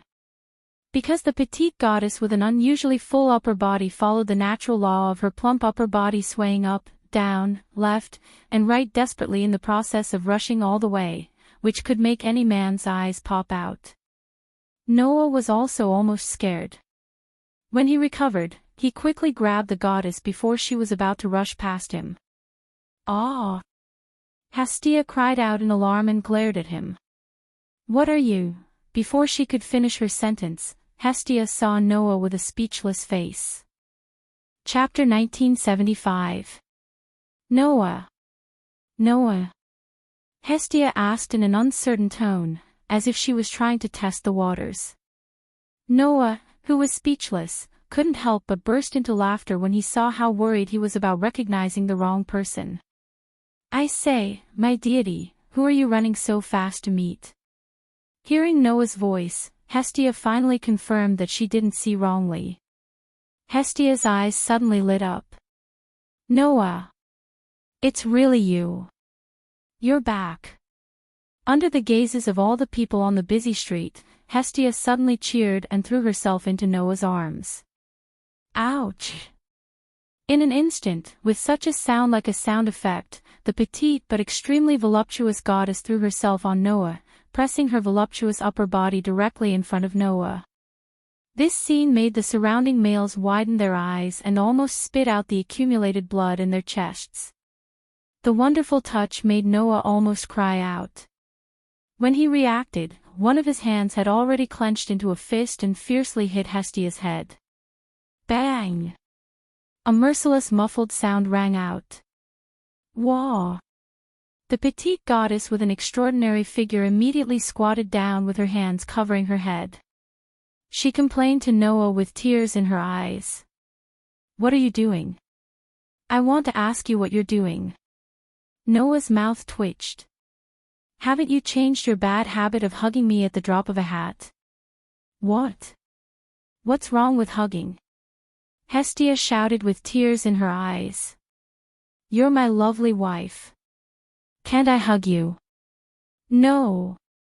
Noah said without hesitation. Anyone can, but you can't. Ah. Hestia opened her eyes wide. Why?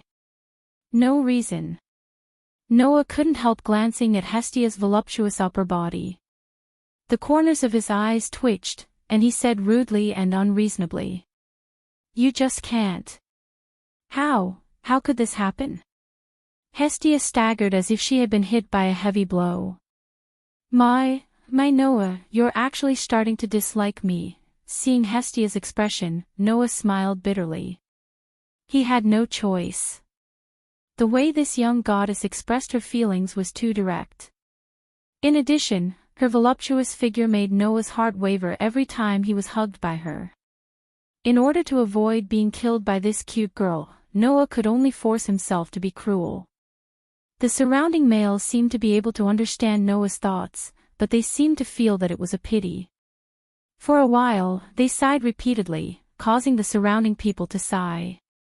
Noah didn't expect that one day, he would be understood by a group of passers-by. Tears streamed down his face. After smiling bitterly for a while, Noah half knelt in front of Hestia, who seemed to have received a heavy blow. He maintained the same height as Hestia, stretched out his hand, and patted Hestia's head. I'm back. Hearing this, Hestia's youthful but beautiful face gradually recovered. She looked at Noah and gave him a cute smile. Welcome back. I'm sorry. Please make way. At dusk, among the crowd on the street, a pair was running at an extremely fast speed. It was a pair of a man and a woman. The man was a human. It was a white-haired human who was about 15 or 16 years old. He was wearing pure silver light armor and had a short knife at his waist. The woman was a small human. The man had reddish-brown hair and was wearing a gray cloak. He was carrying a backpack that was almost as big as his body. This pair was constantly apologizing to the surrounding people, but they couldn't help but squeeze through the crowd and run at their fastest speed on the street. Lord Baal. Please go faster. I know. It was Baal and Lily. Baal and Lily squeezed through the crowd at an extremely fast speed. Under the curses of the surrounding residents, they kept running forward until they reached the base camp of Hestia's family. Then, without any hesitation, they pushed the door open. Bang! With a loud bang, the door was opened. Then, Bale and Lily saw it. In the hall, on the sofa, Noah and Hestia were sitting together and chatting about something. Noah heard the sound and turned his head. When he saw Bale and Lily who suddenly barged in, he couldn't help but smile. "Hey, Bale, Lily, long time no see." "Leader," Bale said in surprise. "You're really back." "Lord Noah," Lily said in a happy tone. "You're finally back." During the month when Noah was away, Bale and Lily didn't idle at home. Instead, they teamed up to explore the dungeon. Of course, unlike Noah, who could enter the deeper area, Belle and Lily were still struggling in the upper area. "I heard from Hestia. Bale, Lily, you've reached level 12, right?" Noah praised. "Well done. It seems that you've made great progress in the past month." "No, Lord Noah, you're too kind." Lily quickly shook her head. "I'm just a support. I help Lord Bale pick up magic stones and carry your luggage. It's all thanks to Lord Bale that we could reach level 12. "It's not like that," Bale quickly refuted. "If it weren't for Lily, I wouldn't have been able to fight freely. Moreover, Lily would have supported me from the rear. Without Lily, I wouldn't have been able to reach level 12. No. Lily only contributed a little. Lord Bale is the best. No.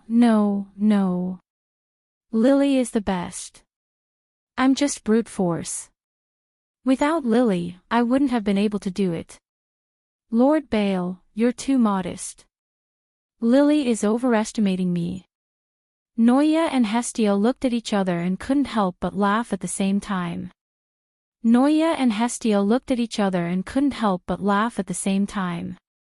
"Alright, both of you have worked very hard. As your over god, I am very happy," Hestia said with a bit of pride and emotion.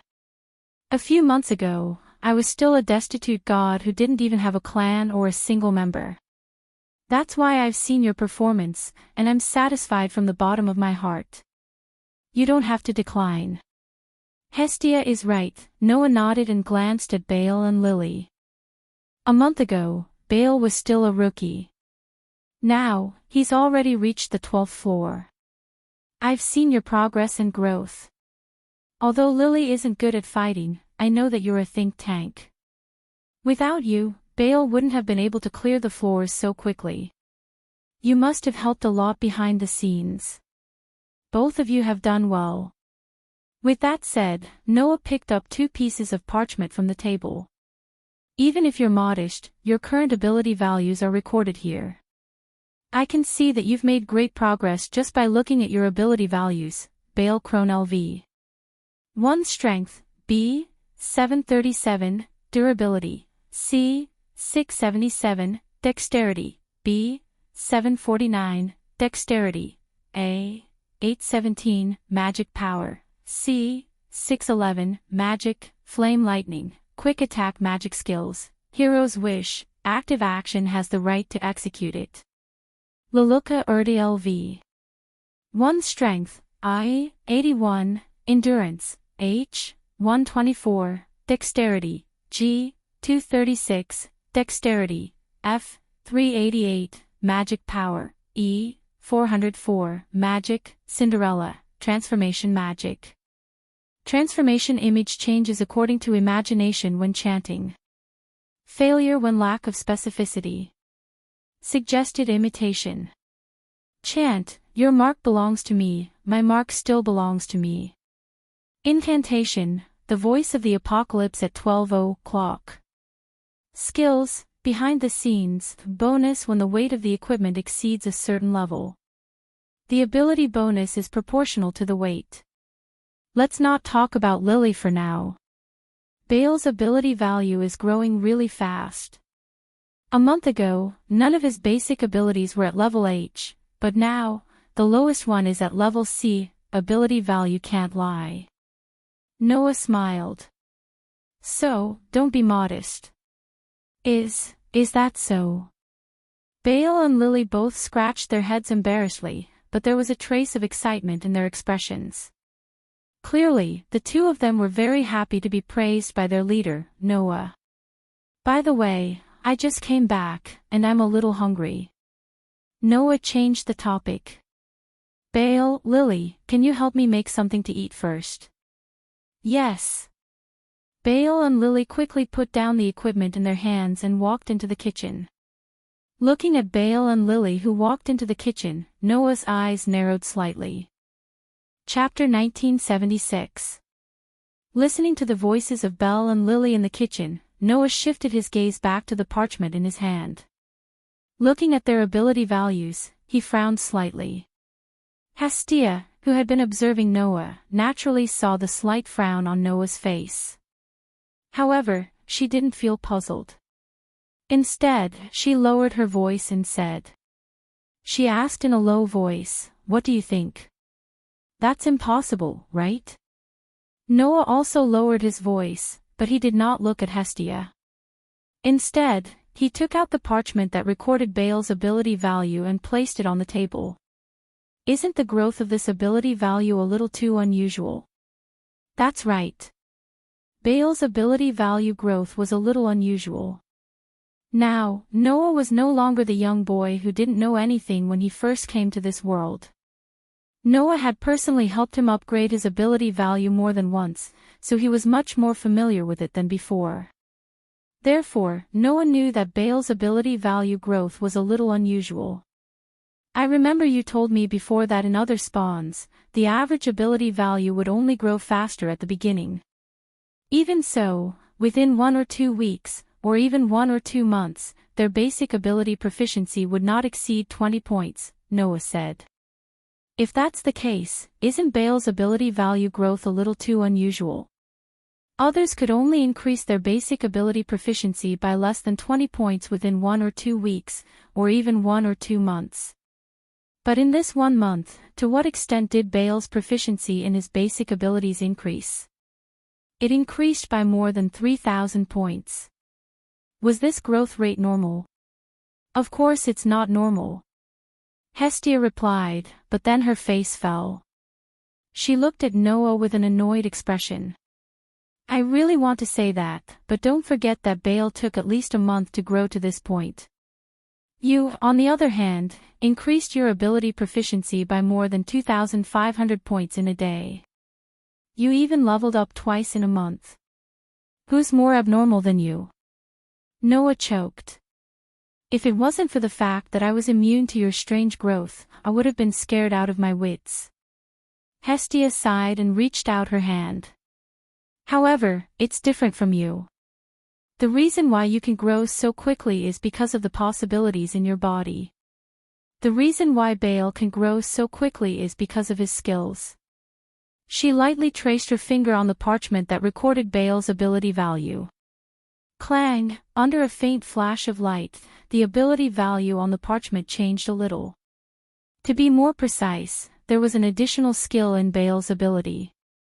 Longing with all my heart precocious. The effect was maintained at the same time as the feeling of longing. The stronger the longing, the greater the effect. Yearning with all my heart. Noah said in surprise. What skill is this? It's a rare skill, Hestia said with certainty. I think the reason why Bale's ability value grew so quickly is because of this skill. In other words, this is a skill that can increase the speed of growth. Noah was a little surprised. It seems that Bale's luck is not bad. It's not luck, Hestia shook her head and said seriously to Noah. Don't forget, the so-called skills are created when a person's nature, constitution, and interest are related to other factors. Bale's skill is the same. For example, Miss Support's hero behind the scenes is based on her determination to become a professional support. Bale's hero wish is probably because he was stimulated by you and longed to become a hero like you. That's why it was created. Hestia pointed at the skill in Bale's ability value. And this so-called yearning with all my heart is no doubt because Bale has a strong longing for someone. It's based on that. Who did he have a strong longing for? Noah was stunned. Then, he remembered how Baal always blushed in front of a certain young lady. His eyes widened at once. It can't be, that's right, Hestia said helplessly. The girl that Baal has his eyes on should be the one from that idiot Loki's clan. Who was it? Ace Wallenstein. In the beginning, Baal was looking forward to being the first person he would meet when he met the beautiful girl in the underground city. Since that was the case, it was not strange for Baal to have a yearning for AIC. Unfortunately, that Wallenstein doesn't have any interest in Baal, Hestia said with gritted teeth. If it was someone from our clan, I wouldn't mind helping Baal. But since Baal has his eyes on someone from Loki's clan, then don't even think about it. You two still don't like each other. Noah was speechless. But now that the riddle in his heart was solved, Noah's furrowed brows slowly relaxed. He crumpled the parchment in his hand. Also, I can roughly guess why you're hiding this skill. Baal's yearning with all his heart was definitely a rare skill. It might even be a unique skill. After all, if the same skill appeared, someone who grew so quickly would have made a name for himself long ago. Since Baal had a unique skill, if the gods of other clans knew about it, they would definitely rush over to snatch it. For gods who yearned for a little entertainment all day, the appearance of a rare skill would definitely arouse everyone's interest. When the time came, Baal would probably be devoured without leaving even his bones behind. That was why Hestia had hidden this ability and didn't want to reveal it. Perhaps even Baal did not know that he had such a skill. Baal is too gullible. Once he knows that he has such a rare skill, he won't be able to hide anything. Hestia puffed up her cheeks. If Baal is half as smart as you, then I don't have to worry about him being played around by others. You should be content, Noah laughed. Others can't even get a member of their clan with a rare skill. Not only do you have it, but you also think that he's not smart enough. That's a little too much, isn't it? I know, that's why I'm just thinking about it. Hestia puffed up her cheeks even more. Anyway, I'll only tell you this. You have to keep an eye on Baal. Don't let him be deceived by those gods with bad intentions. Got it, Noah muttered thoughtfully as he cast his gaze on Baal, who was busy in the kitchen. Also, since Baal's all-ability value is above C stage, then I'll find a chance to take him to the middle or lower level to see if he can level up. Hestia patted Noah's shoulder like an old man, but then she thought of something and said, then I'll leave it to you. I trust you. Speaking of ability value, you haven't updated your ability value for a month. I'll help you update your ability value and see how much you've grown. Hearing this, Noah's expression froze. Help Noah to update his ability value. The problem was, did Noah have any ability value to be updated? Noah's ability value was still evolving in the between worlds. How could he update his ability value? Noah quickly said. With my current level, I don't think I can improve much in a month. Let's update it together later. Ha!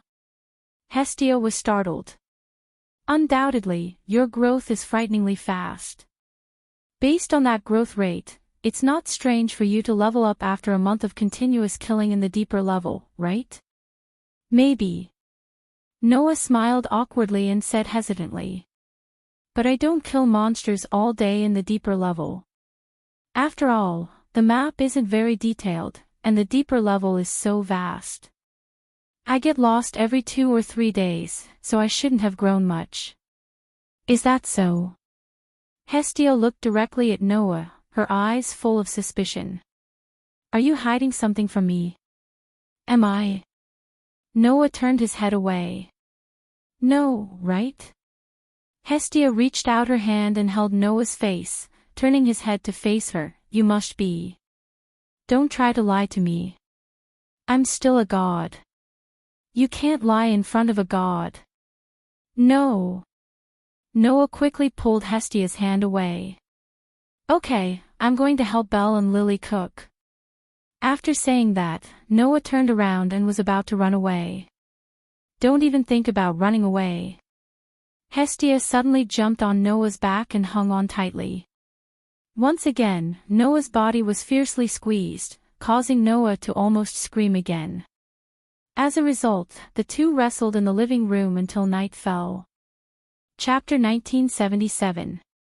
As a result, after messing around for an entire night, Hestia still did not get anything out of Noah.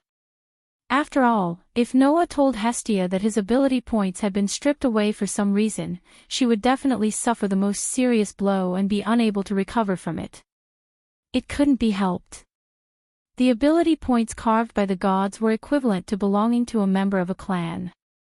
It told everyone that they belonged to the clan. In Hestia's opinion, Noah's ability points being stripped away was the same as leaving one's clan. In addition, Noah's ability points were carved by Hestia herself. Noah himself was the first member of Hestia's clan and the family member that she valued the most. If she knew that Noah's ability points had been stripped away, even if it was only temporary, it would definitely be a blow to her. Ever since the war game with Apollo's minions, Hestia's possessiveness towards Noah had risen to the extreme. She would never allow any main god to touch Noah. Normally, she would guard against gods as if they were wolves.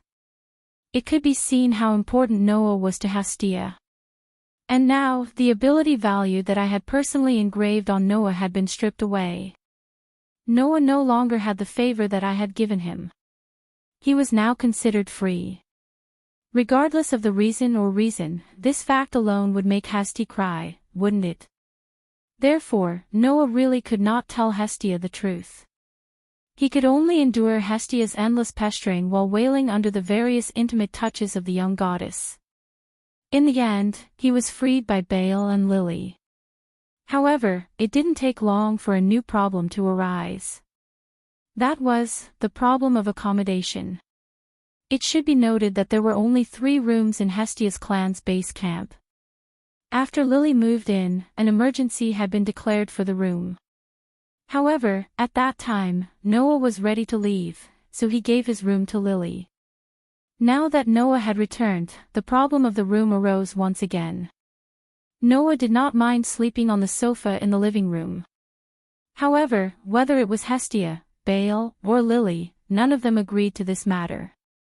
Therefore, after some arguments, Hestia announced in the most willful manner, "Noah will stay in my room.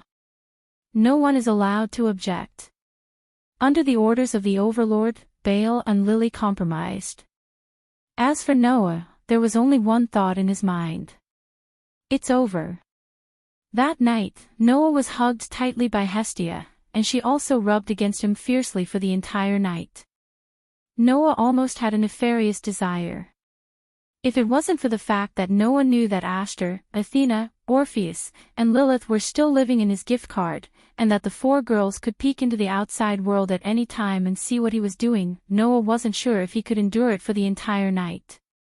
Not to mention, the goddess of wisdom seemed to have seen through Noah's heart. When Hestia gave Noah all kinds of benefits, she spoke to Noah in such a way that it was as if she had seen through Noah's heart. "She is like me.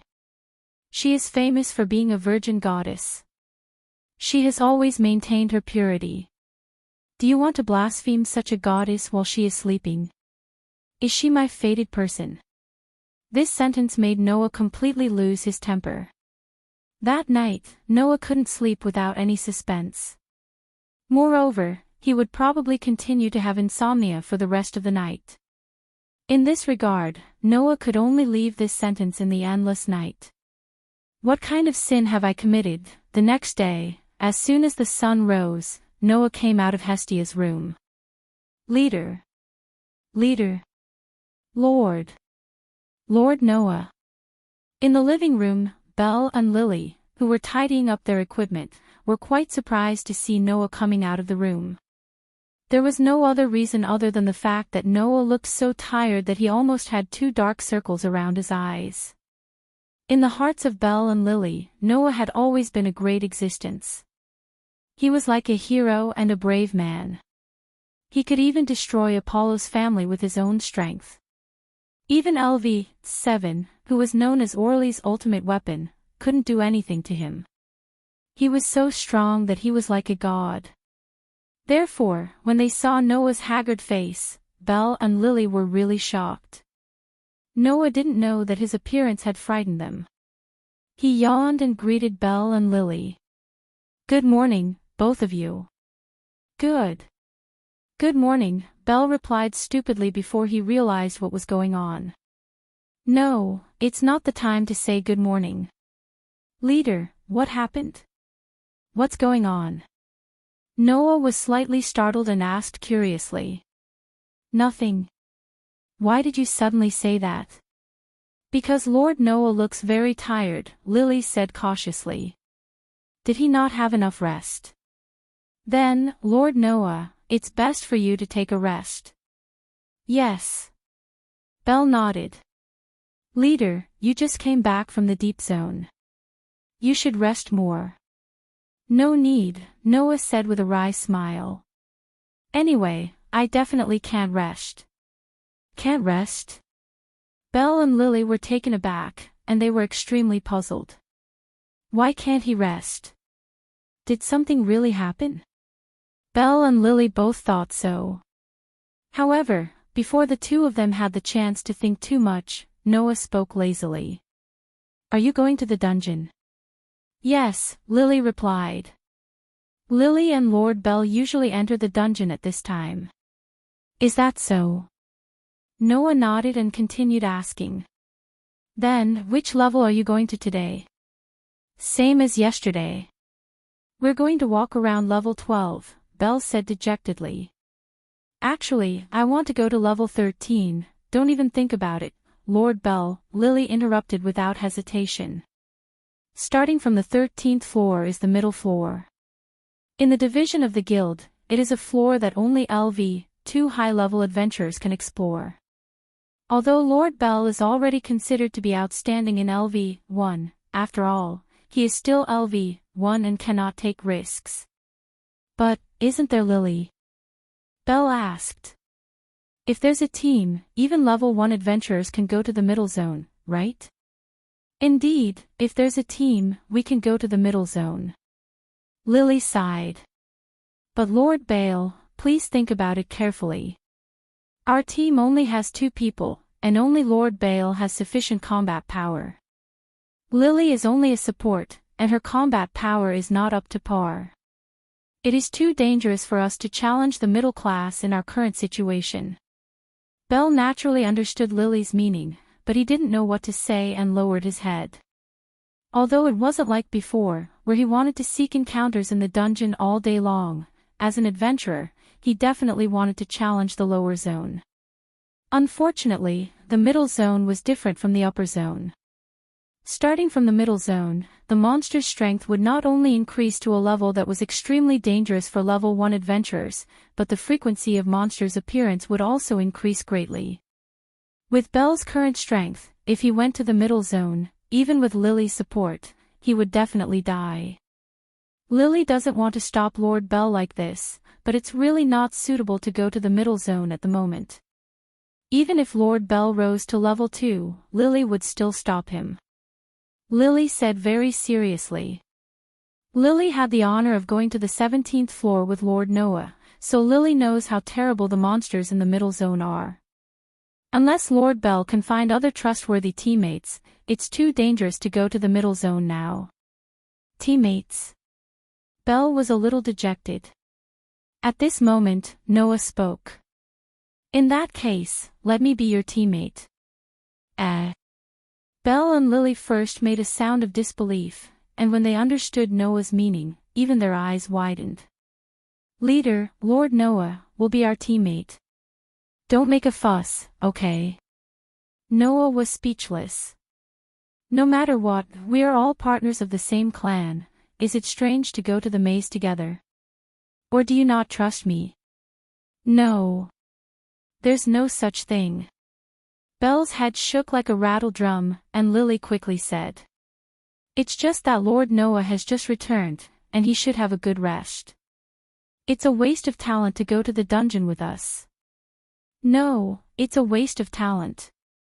Whether it's a waste of talent or not, it should be up to me, not you, Noah said snappily. Do you think I'm going to take care of you? Belle and Lily suddenly looked at each other and said in unison. Isn't that so? Suddenly, Noah choked on his words. Okay, maybe more or less, but I'm not going to escort you on a whim. I don't intend to spoil you to this extent. Noah rolled his eyes. Are you going or not? At that moment, Belle and Lily could only nod helplessly. Chapter 1978. In the central square of the labyrinth city, Olalai. Noah and Bale were on standby in the square surrounding the white wall tower that reached the sky. Looking at the sleepy Noah standing in front of the Tower of Babel and yawning incessantly, the surrounding adventurers who were preparing to enter the dungeon whispered to each other. That's the tyrant, right? He looks more lazy in real life than in the live broadcast of the war games. What do you know? Maybe to him, entering the dungeon is such an easy thing to do. Well, to the tyrant, other than the deeper levels, the upper, middle, and even lower levels are all very easy, right? In other words, he doesn't intend to enter the deeper levels today, right? After all, he just came back yesterday. The adventurers were whispering to each other as they looked at Noah in awe. Noah, who was used to it, did not care about it, but Bale felt a little uncomfortable. I feel so much pressure standing next to the leader. One was a super famous person that even LV5 and LV6 adventurers could only look up to. The other was a rookie LV1 adventurer who had not leveled up yet. How could the adventurers not feel pressured when the two of them stood next to each other and were surrounded by people who were whispering to each other? At least, Bale felt a little pain in his stomach. Under such circumstances, Bale fully realized how amazing the people around him were. I don't know when I can be like the leader and Miss Wallenstein, who are respected by everyone. While Bale was thinking about this, the surrounding people started to talk about him. Who's that white-haired brat next to him? He seems to be from the same clan as the tyrant. Is he planning to enter the dungeon with the tyrant? No wonder the tyrant looks bored. He's here to bring a newbie. I'm so envious. If I had the tyrant to bring me, I would have leveled up to LV2. Yeah, clearly hearing the discussions around him and bearing the envious gazes of the people around him, Bale felt a pang of fear in his heart. As a rookie LV1 adventurer, it was really a rare thing for Belle to be looked at with such envious eyes.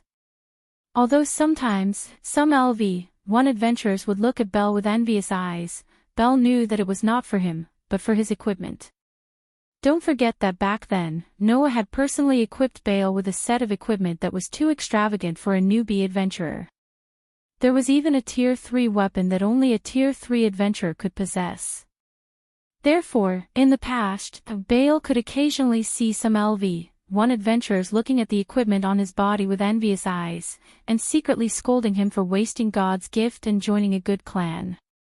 Frankly speaking, Bale had the same idea in the beginning. Hence, Bale put an extra effort in exploring the dungeon, hoping that he could become an adventurer worthy of his equipment. Now, the envy of the people around him was no longer directed at Bale's equipment, but at him. Naturally, Bale began to feel uncomfortable. So, Bale couldn't help but speak. Why isn't Lily back yet? Do you think it's easy to prepare all the items? Noah yawned and replied. You originally planned to stop at the 12th floor, so the elixirs and items you prepared were all low level. Lily suddenly left halfway to prepare more elixirs and items, in case she needed them in the lower floors. Is that so? Bale touched his head in confusion. I feel that with the leader here, those elixirs and items may not be of use. You're wrong. Noah glanced at Bale. The battle still needs to be done by you. Otherwise, how can you gain experience points? Today, Noah came with Bale to see if there was a chance to give Bale a push to level up to LV2. If he could, after Noah, Bale would become the second adventurer to level up to LV2 in only 1 month, and he would become famous from then on. Back then, Noah took a month to not only level up to LV2, but he also leveled up to LV3. Before leaving, he also leveled up to become a LV4 adventurer. His speed was so fast that it was boundless. However, the strength shown by Noah was not proportional to his level at all. His real strength was far higher than his level. Outsiders did not believe that Noah was a newcomer at all. The guild had Noah's information, but it was filled in when they registered. As a result, even the staff cast a suspicious look at Noah. Obviously, they did not believe it. If there was a genius who took only 1 month to level up to LV2 in Hestia's clan, then no one would think that Hestia was just lucky to pick up a treasure. Noah just wanted to tell everyone that Hestia was also qualified to be the main god of a clan. Under such circumstances, Noah and Bale waited for about half an hour. In the end, instead of Lily, another group of acquaintances appeared. Little brother. Accompanied by such a voice, in the distance, an Amazon girl with wheat-colored skin waved enthusiastically in the direction of Noah. Beside the Amazon girl with wheat-colored skin, there were 3 other people. One was an Amazon girl with wheat-colored skin.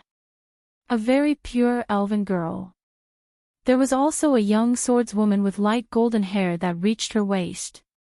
She had golden hair and golden eyes. Surprisingly, they were Tiona, and Rafia of Loki's clan. As well as Ace, who was the first to welcome Noah's return yesterday and chatted with Noah for a whole afternoon. You.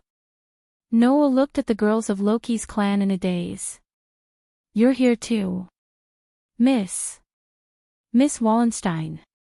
Bale's face quickly turned red when he saw Ace. He hurriedly hid behind Noah.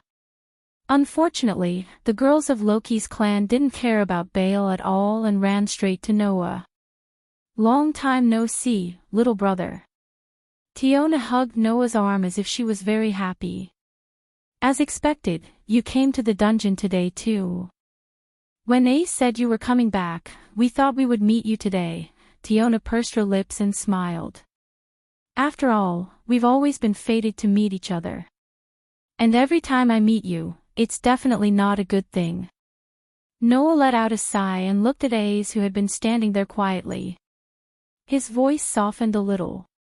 Didn't you say yesterday that Riveria allowed you to practice crush magic in the morning?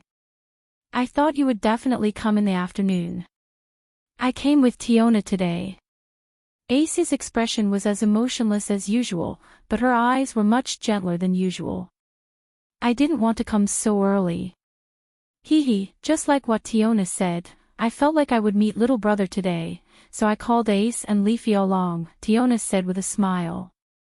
And we have to earn some money to repay the debt for the custom-made weapons. Custom-made weapons. Noah immediately understood. I see. Are you talking about the monsters that could dissolve weapons during the previous expedition? That's right. Our weapons were dissolved by those despicable monsters, Tiona said with a sigh. In the end, we had to borrow money for the custom-made weapons, except for Leafia. How unlucky. In other words, you intend to enter the dungeon to repay the debt. Noah nodded and looked at Leafia in confusion. Then why are you here? I see. Wait. Why do you suddenly understand? Leafia widened her eyes. Didn't you want to ask why I'm here? After all, Leafia was a magic shooter who specialized in magic. Unlike Ace and the others, she didn't need to use weapons at the front line. She shouldn't need to borrow money for the custom-made weapons. It wasn't surprising that Noah wanted to ask why the elf girl was here. However, halfway through the question, Noah guessed the reason. As for you, you must have come because Ace is here, right? Noah looked at Leafia with a faint smile. Isn't that so? Leafia was at a loss for words. Tiona couldn't help but laugh out loud. At this moment, Ace asked Noah tentatively. Do you want to go down together? Of course, she was referring to entering the dungeon. Hearing this, Noah said. I have 2 newbies here. It might take a lot of time. It's okay, Ace answered simply. We only plan to go to the 18th floor today. Noah pondered for a moment and nodded. However, Noah did not expect that this nod would indeed confirm what he had said before. Nothing good would come out of meeting Loki's family. Chapter 1979. In the fog-filled underground city, a roar that caused the air to tremble slightly resounded. This was the 12th floor of the underground city. On this floor, shrouded in heavy fog, a fierce battle was going on. Bale, holding a dagger, was like an arrow leaving the bow. He stomped on the ground and rushed towards the group of orcs in front of him. It was a group of huge orcs with pig heads and beast bodies. There were not many of them, about a dozen or so. However, these dozen or so orcs were definitely not something a LV-1 adventurer could deal with. However, Bale rushed forward without fear. The dagger in his hand cut through the air again and again, bringing with it a cold blade light, passing through the fat bodies of the orcs. Poochie poochie poochie. Along with the sound of ripping silk, the cold blade light easily cut open the fat body of the half-beast man. It cut open the thick flesh and peeled open the tough fur, causing numerous hideous wounds to appear on the half-beast man's body, causing bursts of blood to spurt out. The orcs all roared in pain, but after being injured, they became even more violent. Holding a stick in their hands, as if they had fallen into madness, they fiercely swung it at the adventurer who attacked them. However, before that, Bale had already relied on his extraordinary speed to escape like a rabbit, causing the clubs that were swinging towards him to smash heavily onto the ground, causing a series of muffled sounds and sand to fly everywhere.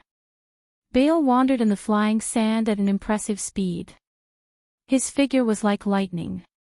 Every time he rushed in front of the orcs, he would leave a bloody wound on the huge bodies of the orcs, causing the orcs' painful howls to resound for a long time. In the distance, Noah and a group of girls from Loki's clan watched this scene leisurely, constantly expressing their own thoughts. What fast movements, that little brother seems to be very good at dealing with heavy opponents. Tiona, he's really fast, although he's far from being as fast as Bert, but Bert is a werewolf who's good at speed, and he's also a LV-5 adventurer. I guess he wasn't as fast as Bert when he was LV-1, right? Tiona, however, compared to that little brother named Bale, that little guy named Lily is really powerful. Tiona, yeah, I'm surprised. Tiona, under the words of the Amazon twins, everyone looked at the corner some distance away from the front line.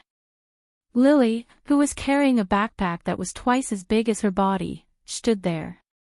As a supporter with little fighting power, it's not strange for her to be far away from the front line. However, Lily didn't just stand there. Instead, she raised her hand with a serious face, using the crossbow equipped on her arm as a weapon, constantly pulling the bowstring, and shooting arrows. Both Tiona and Tiona were confused when they saw Lily's actions at first. This was because orcs were considered to be one of the highest level monsters on the 1st to 12th floors. Although their huge size and fat body made their movements clumsy, they were famous for their monstrous strength and thick fur. They weren't characters that could be killed by mere bows and arrows. Therefore, the twin Amazon sisters didn't know the purpose of Lily holding a crossbow and shooting in the corner at first. It wasn't until a while later that their eyes lit up. They saw that the arrows shot by Lily were not aimed at the orcs, but at the ground. The arrows were shot one after another on the ground, but it just happened to stop the group of orcs who intended to attack from behind Bale, giving Bale a chance to breathe. After he reacted, he immediately brandished his sword and cut the bodies of the orcs. Almost at the same time, Lily's arrows were shot again, but this time, they didn't land on the ground. Instead, they were aimed at the orcs who were cut by Bale's short sword. The sharp arrows seemed to have eyes as they pierced into the open wounds of the half-blood beast men. The half-blood beast men howled in pain and even slowed down their attacks. Knowing that ordinary arrows would not be able to harm the thick-skinned orcs, Lily had been supporting Bale in such a way, making use of every opportunity she had. If it weren't for Miss Supporter's help, that white-haired young man wouldn't have been able to kill so many orcs so easily, right? Tiona had a whole new level of respect for Lily. I didn't notice that little human Miss Supporter at first. I didn't expect her to be so powerful. Indeed, she has amazing insight and great judgment. Seems like she's a think tank. Tiona began to look at Lily in the eye. She's similar to Leader. However, apart from being smart, Leader's combat strength is also flawless. Naturally, Leafia heard the conversation between Tiona and Tiona as well. Besides, when Lily began to play a role, Leafia was the one who observed Lily's performance the most. Though her level is lower than mine and her combat strength is weak, Miss Lily is the real professional supporter. I have to learn from her. Leafia was a level 3 magic shooter. This level was already considered very high when more than half of the people in Eulalia were only at LV1 on average. However, Leafia was only a newbie in the group of level 1 adventurers in Loki's clan. Although she was considered to be Riveria's successor and often acted with level 1 adventurers such as Ace, Tiona, and Tiona, when the team entered the dungeon, Leafia would usually accompany them as a supporter and learn from the combat methods of her seniors. In this way, she could more or less learn from Lily's method of support, which would allow Leafia, who was usually not very useful, to be of some use. Moreover, she would be of greater use than Lily. After all, Miss Lily is only using ordinary bows and arrows, while I'm using magic. My support will definitely be greater. With that thought, Leafia observed Lily's actions very seriously. On the other hand, Noah and Ace stayed at the back of the team and chatted. From time to time, they would glance at Bale, who was fighting with the orcs, and Lily, who was providing support. Seeing Noah and Ace like this, Tiona and Tiona also whispered to each other. Hey, Tiona, don't you think Big Brother and Ace are much closer than before? Tiona, even the atmosphere has changed. Seems like a lot of things have happened that we don't know about. Tiona, don't tell me that the two of them have already done that. Tiona, it's possible. If Loki knew about this, he would most likely explode. Tiona, Ace is so cunning. She actually found such a good man in secret. Tiona, I'll have to interrogate her properly when we get back. Tiona, the two sisters gathered together and snickered. Leafia, who was studying seriously at the side, almost lost her train of thought. She glared fiercely at Noah. Noah, who was chatting with Ace, felt a chill run down his spine. His expression stiffened. Ace tilted her head and asked in confusion. What's wrong? Nothing. Noah scratched his cheek and spread his hands helplessly. I'm just feeling a little emotional about your popularity. Popularity? Ace was even more confused. Forget it. Noah stretched out his hand and patted Ace's head amusedly. You won't understand even if I tell you. Ace's face was instantly filled with confusion, but when Noah patted her head, her pretty face couldn't help but show a hint of shyness. Ah! At the same time, a few screams rang out. Over there. Leafia finally couldn't stand it anymore. Put your hand down. Big Brother and Ace are really together. Tiona said excitedly. I found out. When did this happen? Tyogni's face was filled with curiosity. You'll have to explain it later. At the same time, Bale, who was fighting with the orc, was almost hit by a club. Lily's attention was also distracted, causing the originally solemn scene to become chaotic. Noah could only smile bitterly at this. What's going on? Chapter 1980. After spending about 10 minutes, Belle and Lily finally dealt with a group of orcs in the chaos and arrived before Noah. Lord Noah, Lily grumbled. Please don't distract Lily and the others while flirting with the girls, all right? Bale didn't say anything when Lily grumbled, but he looked at Noah with resentment and envy. What's there to be envious of? Envious of the intimate interaction between Noah and AIC. Bale blushed as he looked at AIC, who was standing beside Noah with her head tilted. She didn't seem to understand the current situation. It had to be said that Bale's bashful appearance really gave people goosebumps. Ever since he decided to enter the underground city with the girls from Loki's clan, Bale had been bashful all the way. When he wasn't fighting, he would hide at the back and peek at Ike's. This made Leafia want to raise her wand and blast a fireball at Bale's face countless times. It wasn't because Leafia was overprotective of AIC.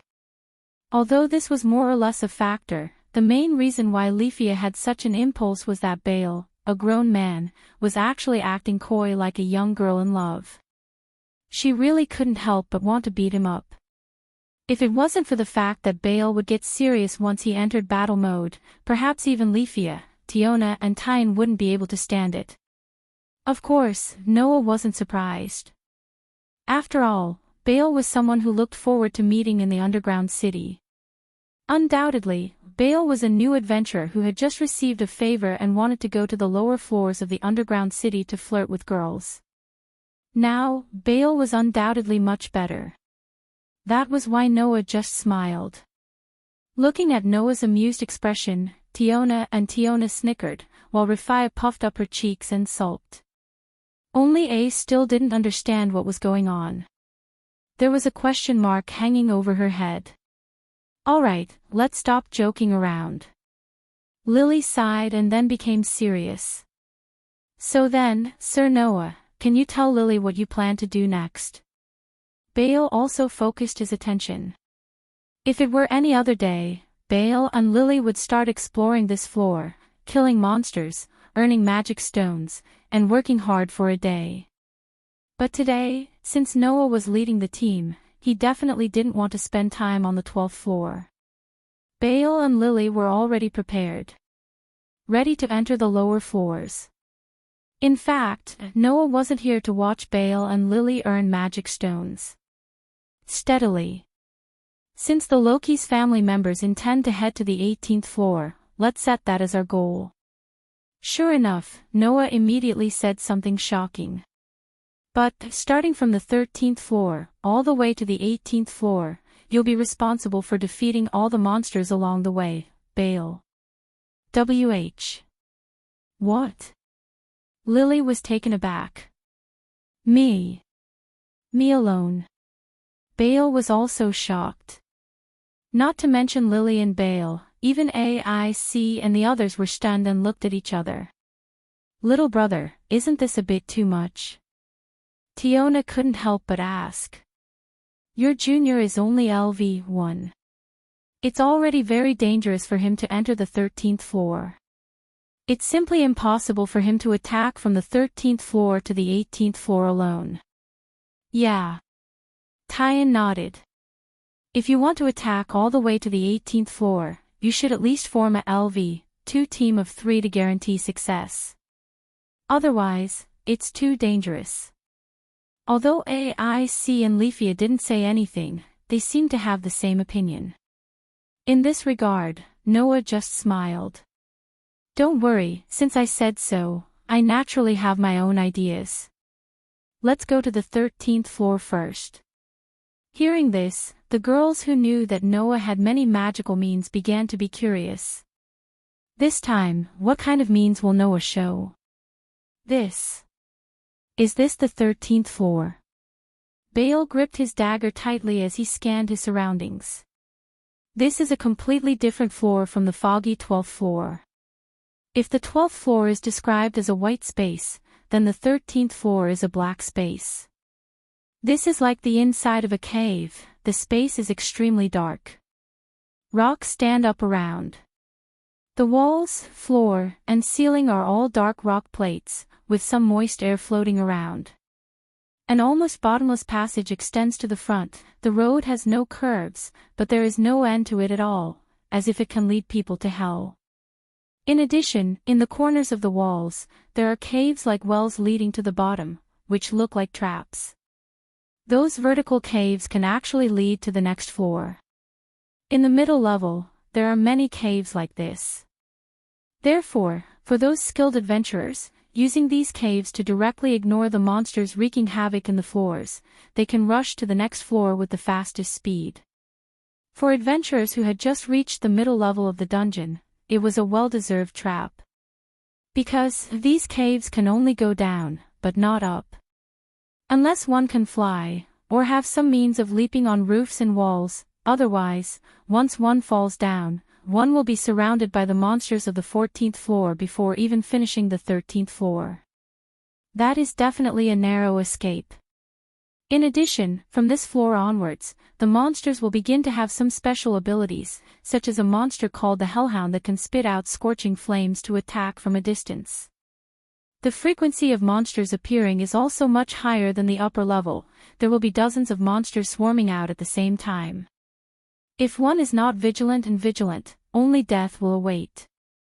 Not only Bale, but even Lily, who had been to the 17th floor with Noah, was on high alert when she thought of the things that she had to pay attention to. Compared to Bale and Lily, Noah, Ace, Tiona, Tyogni, and even Leafia look relaxed, not taking the dangers of this floor seriously. Under such circumstances, Noah takes a step forward and raises his hand. Clank! A dazzling light flashed, causing everyone present to subconsciously close their eyes. After the flash of light dimmed, everyone opened their eyes again, and the scene that appeared in front of them stunned them. Because one of Noah's arms is actually covered by a ferocious crimson hand that looks like a dragon's claw, imprinted in everyone's eyes. What's that? Everyone was puzzled. However, without giving them too much time to be puzzled, Noah grasped the hand tightly. Boost! A clear but deep voice sounded, causing the jade on the back of the hand to flash, giving everyone a fright. Noah, on the other hand, turned his head and looked ahead. Bale, stop daydreaming, get ready for battle. Ha! Bale let out a sound of disbelief, and then he finally noticed. In front of him, black hellhounds with a pitch-black luster slowly walked out of the shadows, looking over with ruthless and ferocious eyes. Hellhounds. Bale's voice began to change. That's right, those are the monsters that appeared from the 13th floor onwards, the hellhounds that can spit out scorching flames. Ace, Tiona, Tyogni, and Leafia all placed their hands on their weapons when they saw the hellhounds lined up in a row with red flames rising and falling from their mouths. However, at this moment, Noah pressed his hand that was equipped with the ferocious hand on Bale's shoulder. Transfer. Bale felt it when he heard this voice. He felt a powerful force surging out of his body. Bale was stunned. In response, Noah just pushed Bale forward. Go! Bale reacted when he heard this, and his eyes suddenly focused. Bang! In the next moment, Bale stomped on the ground and shot toward the group of hellhounds at an astonishing speed. His speed had long surpassed that of a LV-1 adventurer. Chapter 1981. At this moment, not only Lily, but even the girls from Loki's clan were stunned. Whoosh! Bale shot towards a Cerberus at a speed that caused the entire cavern to reverberate with faint sonic booms. The Cerberus was still trying to suppress the flames in its mouth. Before it could react, Bale's dagger had already slashed across. Slash! The crisp sound of flesh being torn apart sounded. The sharp dagger cut through the Cerberus's neck, cut through the tough flesh, and came out from the back of the Cerberus' neck without any obstruction. Slap! The Cerberus head fell to the ground, rolled a few times, and scattered into a pile of ashes. Bale, who was still in the posture of wielding his dagger, was stunned. Lily, who was about to raise her crossbow to support, was stunned. Ace was stunned. Even the three girls, Tyone and Leafia, were stunned, and their eyes widened slightly. Noah was the only one who spoke calmly. Don't be in a daze. Continue to kill. Yes. Bale couldn't care less. His figure turned into a gust of wind, and he rushed toward the Cerberus. Slash! Slash! Slash! Chaotic tearing sounds echoed in the dark and damp cave, sounding rhythmically. Every time the sound sounded, a burst of red blood would splash into the sky, and a Cerberus corpse would fall to the ground. Undoubtedly, even LV-2 adventurers had to be wary of the middle-level monsters, but at this moment, LV-1 adventurer killed them one by one as if they were vegetables. In less than 10 seconds, more than a dozen Cerberus fell to the ground. Blood stained the ground, and the cave returned to silence. Bale, who was standing in the middle of a pile of Cerberus corpses, stared blankly at the Cerberus corpses, and he was at a loss. Did I do this? Not to mention Bale, even the group of level 1 adventurers doubted their eyes. It wasn't difficult for Ace, Tiny, and Tiny to kill a group of level 13 Cerberus as if they were vegetables. If he wanted to do the same thing, it would be a piece of cake. However, if it was a LV-1 adventurer, it would be different. Even a LV-2 can't be that straightforward, right? Tyogny muttered. What's going on? In the next second, everyone turned their heads and focused their gazes on Noah. No. To be more precise, it was concentrated on the ferocious crimson gauntlet on Noah's arm. At this moment, even a fool could understand. The reason why Bale had suddenly become so strong was all because of the gauntlet. Under the gaze of everyone present, Noah smiled slightly and raised his arm equipped with the gauntlet in front of him. It's called Red Dragon Emperor's Boosted Gear. As a weapon, its performance is almost negligible, but it has a powerful ability. It can double the power every 10 seconds, and the power can be transferred to other individuals. The duration of the effect depends on the number of times it is doubled. Hearing this sentence, how could everyone not understand?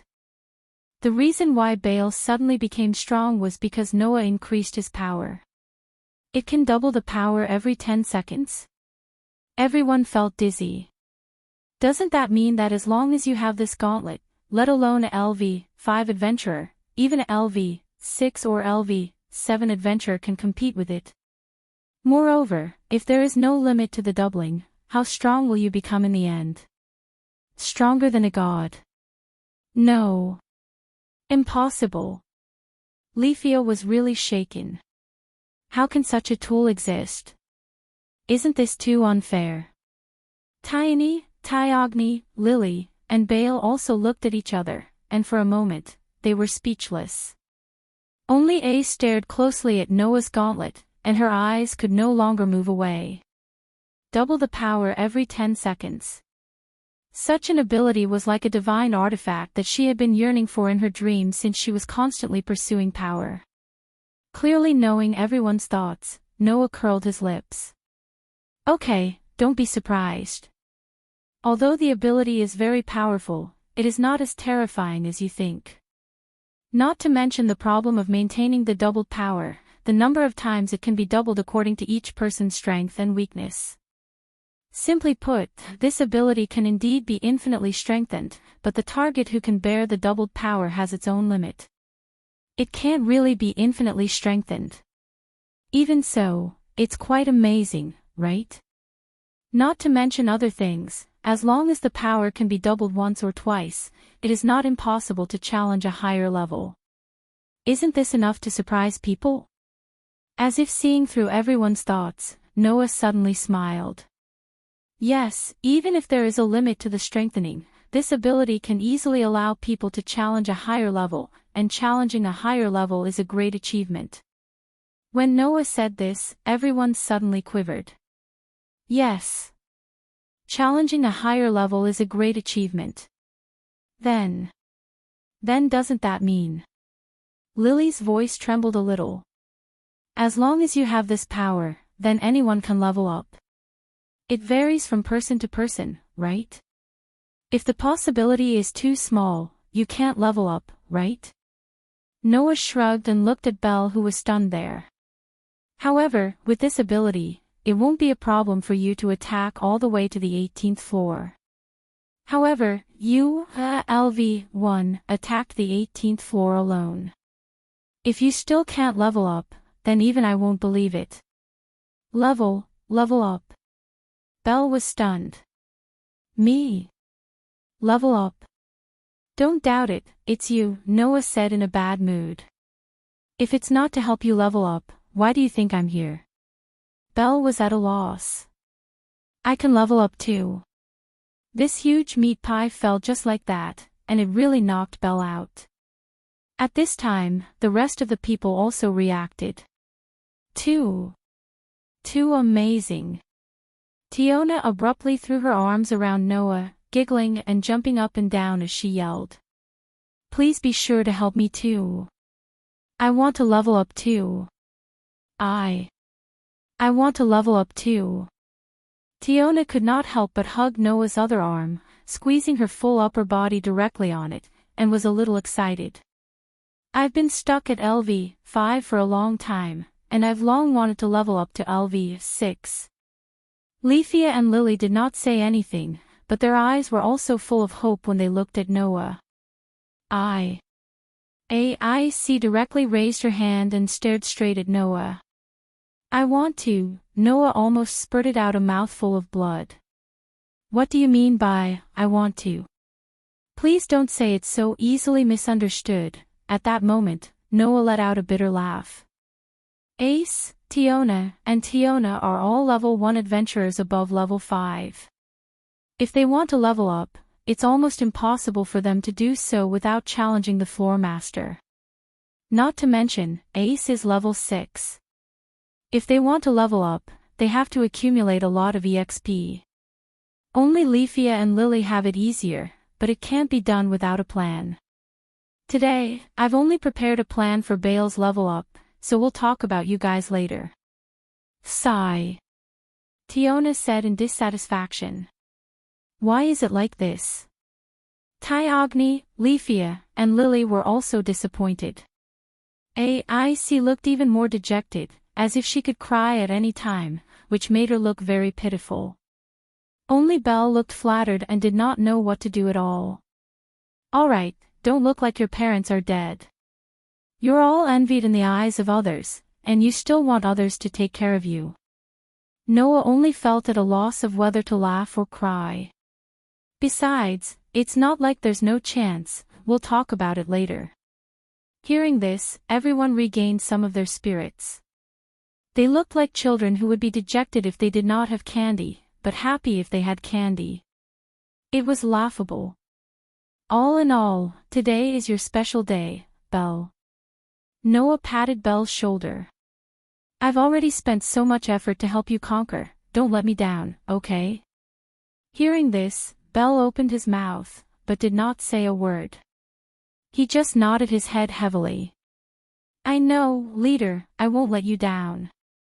Noah smiled. Alright, let's hurry. Noah looked around at everyone. Let's try to reach the 18th floor before dark. Everyone nodded in agreement. Chapter 1982. Just like what Noah had said, the next floor was Bale's. Undoubtedly, the middle floor from the 13th floor was not a floor that a LV1 adventurer could enter at will, but in the end, it became Bale's slaughterhouse. No matter what kind of monsters appeared, Noah, Ace, Tiona, Tyan, Leafia, and even Lily just stayed behind and did not make a move from beginning to end, allowing Bale to rush through like a thunderstorm and leisurely follow him. When a monster appeared, Noah would directly activate the ability of the Red Dragon Emperor's boosted gear, multiplying Bale's strength to the limit. Then, Belle would directly rush over and continue to fight, cutting down the monsters one by one. He would absorb the experience points that were too large for a LV1 adventurer at a speed that was close to the limit. The middle floor was originally different from the upper floor, the frequency of monsters appearing was extremely high. Therefore, Bale almost did not stop to rest, and was constantly fighting. Even if his stamina was exhausted, he would immediately drink a bottle of stamina recovery elixir and continue to rush forward. Originally, recovery items like elixirs were only used as a last resort. Using elixirs to increase the speed of leveling like Bale was simply too extravagant. At least, Lily, who had suffered for almost half of her life because of money, was distressed by such a wasteful way of spending money, and she almost cried. Those were elixirs. Even the lowest grade of stamina recovery elixir required 500 Varus worth of items. Normally, a family would only need 100 Varus to eat a full meal. These 500 Varus worth of stamina recovery elixirs would be consumed bottle by bottle. Even if one bottle was consumed every half an hour and maintained for 4 to 5 hours, that would still consume 2 to 3,000 Varus. Normally, they would be used to save lives, but now they were being squandered like this. It was too distressing. These were the lowest grade elixirs, and higher grade elixirs were many times more expensive. Now, the elixir that Bale was drinking was a bottle of 8,000 Varus worth. Drinking a bottle every half an hour, it was simply intolerable. After all, in the past, Bale and Lily would only earn 40 to 50,000 Varus after spending a day on the 12th floor. Normally, they wouldn't be willing to spend that much on high-grade elixirs. This time, if she didn't know that Noah would lead the team to the lower floors, Lily wouldn't have bought it. In the end, he bought it and squandered it like this. It was really not worth it. Of course, Lily didn't know that if money could be used to create a high-level adventurer, there would definitely be many spawns willing to pay the price. Therefore, when Lily was feeling distressed, the girls of Loki's clan were full of envy. It would have been great if I could have had such treatment when I was at LV1. That was the unanimous thought in the minds of the Loki girls. Under such circumstances, the young ladies of Loki's clan began to deeply realize how blissful it was to have the protection of a deity like Noah. If all of Loki's spawn used this method to level up, then within a month, Ololai would only have one strongest spawn instead of two. At this time, even AIC couldn't help but have a thought. It would be great if Noah could join the Loki's clan. Thinking about it, it's possible. It's not against the law. While thinking so, the girls watched as Bale rampaged all the way from the 13th floor to the 17th floor. During the whole process, Bale was only responsible for killing the enemies, and the one who collected the magic stones and dropped items was Lily, his support. So, with Bale's hard work, Lily's backpack was full by the time they reached the 17th floor. If this bag of magic stones and dropped items were taken to the exchange shop on the ground, it could be exchanged for at least hundreds of thousands of Varus. At the thought of this gain, Lily felt a lot better in her heart. Then, everyone arrived in front of a huge cave. Flame lightning. Along with Belle's shout, a lightning-like flame flashed past, piercing through space and shooting toward the Minotaurus with the head of a cow and the body of a human. Boom! Amidst the muffled explosion, the level 2 Minotaur was directly hit in the chest by the lightning-like flame, and a large amount of blood spilled out. It slowly fell to the ground and scattered into a pile of ashes. Phew! Bale heaved a sigh of relief, wiped the sweat on his forehead, and muttered somewhat anxiously and excitedly. Even a level 2 Minotaurus can be defeated. Back then, when they first encountered the Minotaur under Noah's lead, it was when the Loki's clan was returning from an expedition, which caused a group of Minotaur to go berserk. As a result, it caused them to flee en masse, and one of them even ran to the upper floor and came in front of the inexperienced Bale. At that time, as a rookie adventurer, Bale, who did not know the immensity of heaven and earth, asked Noah to bring him to the lower floors, and encountered the Minotaur on the 7th floor. Bale clearly remembered how embarrassing he was in front of the huge Minotaur at that time, and how he was so scared that he didn't dare to move. Now, he had finally defeated a Minotaurus. At the thought of this, Bale's mood became excited. Just as Bale planned to continue to work hard and continue to fight to level up, there was not a single monster around him. Why is there no more? Bale was stunned. Lord Bale, Please take a closer look. Lily walked up and sighed as she threw the magic stone of the Minotaur into her backpack. We have already come to the entrance of the 18th floor. This is the room of the level 4 floor master, Goliath. It's impossible for any monster to come close. The floor master of LV4. Belle's excited mood suddenly turned cold as if he had been splashed with cold water. Even if a monster of that level was strengthened to the limit, with Belle's current strength, it was absolutely impossible to win in a one-on-one battle with a monster of that level, right? After all, Belle was still too weak, and the number of times he could multiply was limited. Even if he strengthened to the limit, he could only reach level 4. A level 4 adventurer and a level 4 floor master, in a one-on-one battle, the former's probability of winning was almost less than 1 in 10. This was a well-trained level 4 adventurer with superb combat skills. For an adventurer like Belle, who used tricks to reach level 4, but his combat skills were still at level 1, in front of Goliath, it was estimated that it would only take a few punches, right? Can I challenge such a monster alone? Of course not, Noah said grumpily as he approached. Otherwise, I would have let you challenge the floor master directly. Why would I let you come down from the 13th floor? With that said, Noah pouted at the corner of the cave. Besides, the floor master has been defeated, didn't you see? Belle finally saw it clearly. On the side of the huge cave, the ice crystal-like wall had long been shattered into pieces, and all the gravel and debris were piled up together. It looked very messy. Was the floor master defeated? Leafia tilted her head and asked doubtfully. I haven't heard any news about this. The room where the floor master was located had an entrance to the 18th floor of the safety floor. For the adventurers who needed to go down, the floor master was an existence that could not be ignored. Therefore, whether the floor master was defeated or not was very important, and many people would pay attention to this news.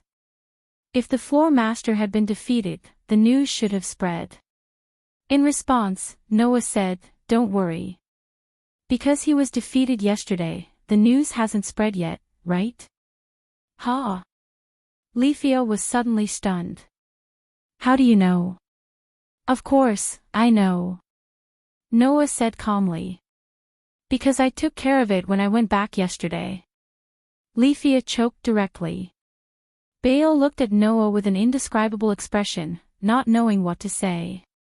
Even if he was strengthened beyond specifications, he had no chance of winning, but the head commander could easily kill him. It was really incomparable. Okay, after a busy day, we finally reached the entrance to the 18th floor. Noah clapped his hands. Let's go in and have a good rest. We will continue tomorrow. Everyone nodded in agreement. Unknowingly, Noah had become the leader of everyone. Chapter 1983. When Noah and the rest arrived at the 18th floor through the tunnel in the depths of the cavern where the floor master was, Belle was stunned by the scene before him. There was a vast grassland in front of him. At the end of the grassland was a forest with dense trees and a river that emitted the sound of flowing water. Above their heads, at the top of the floor, countless crystals grew seamlessly like a forest of ice, sprinkling rays of sunlight down. The fresh air and beautiful environment were completely different from the underground labyrinth filled with monsters. Belle stood there in a daze. "See, Commander?" Belle asked, his eyes wide and his tongue tied. Is this a dungeon?" Belle couldn't be blamed for asking such a question. The environment and atmosphere of the 18th floor were too different from the labyrinth filled with monsters. It made him wonder if this was a dungeon.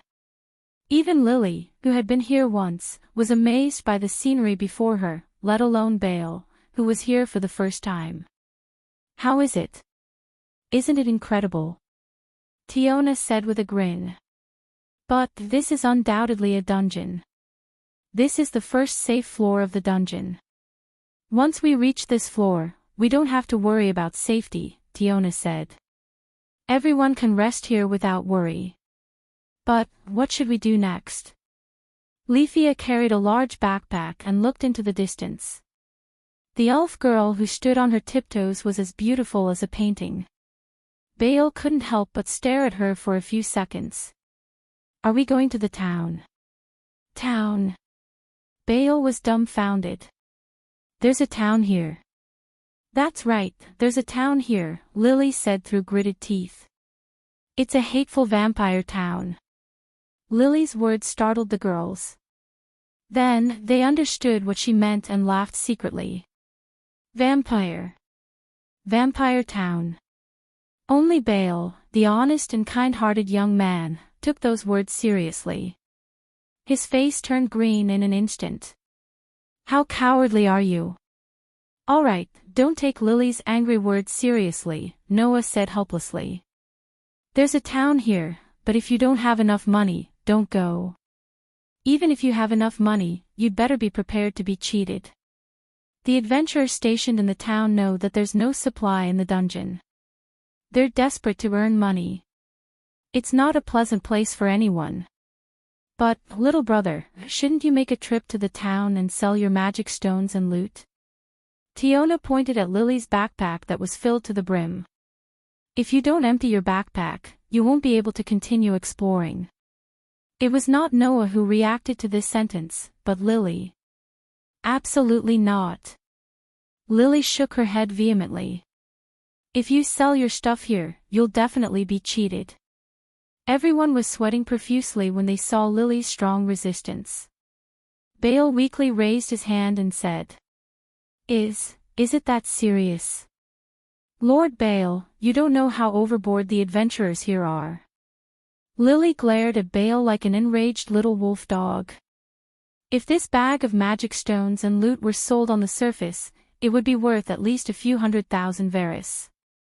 If you sell it here, it won't even be half of the price on the surface. Is it that overboard? Bale was frightened. But, if you don't sell it, there won't be any profit in the future. Tiona pointed out the main point. Our backpacks are full.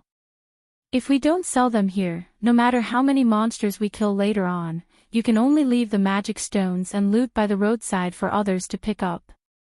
Is that okay? Besides, you used up a lot of spiritual potions before this, right? Leafia added.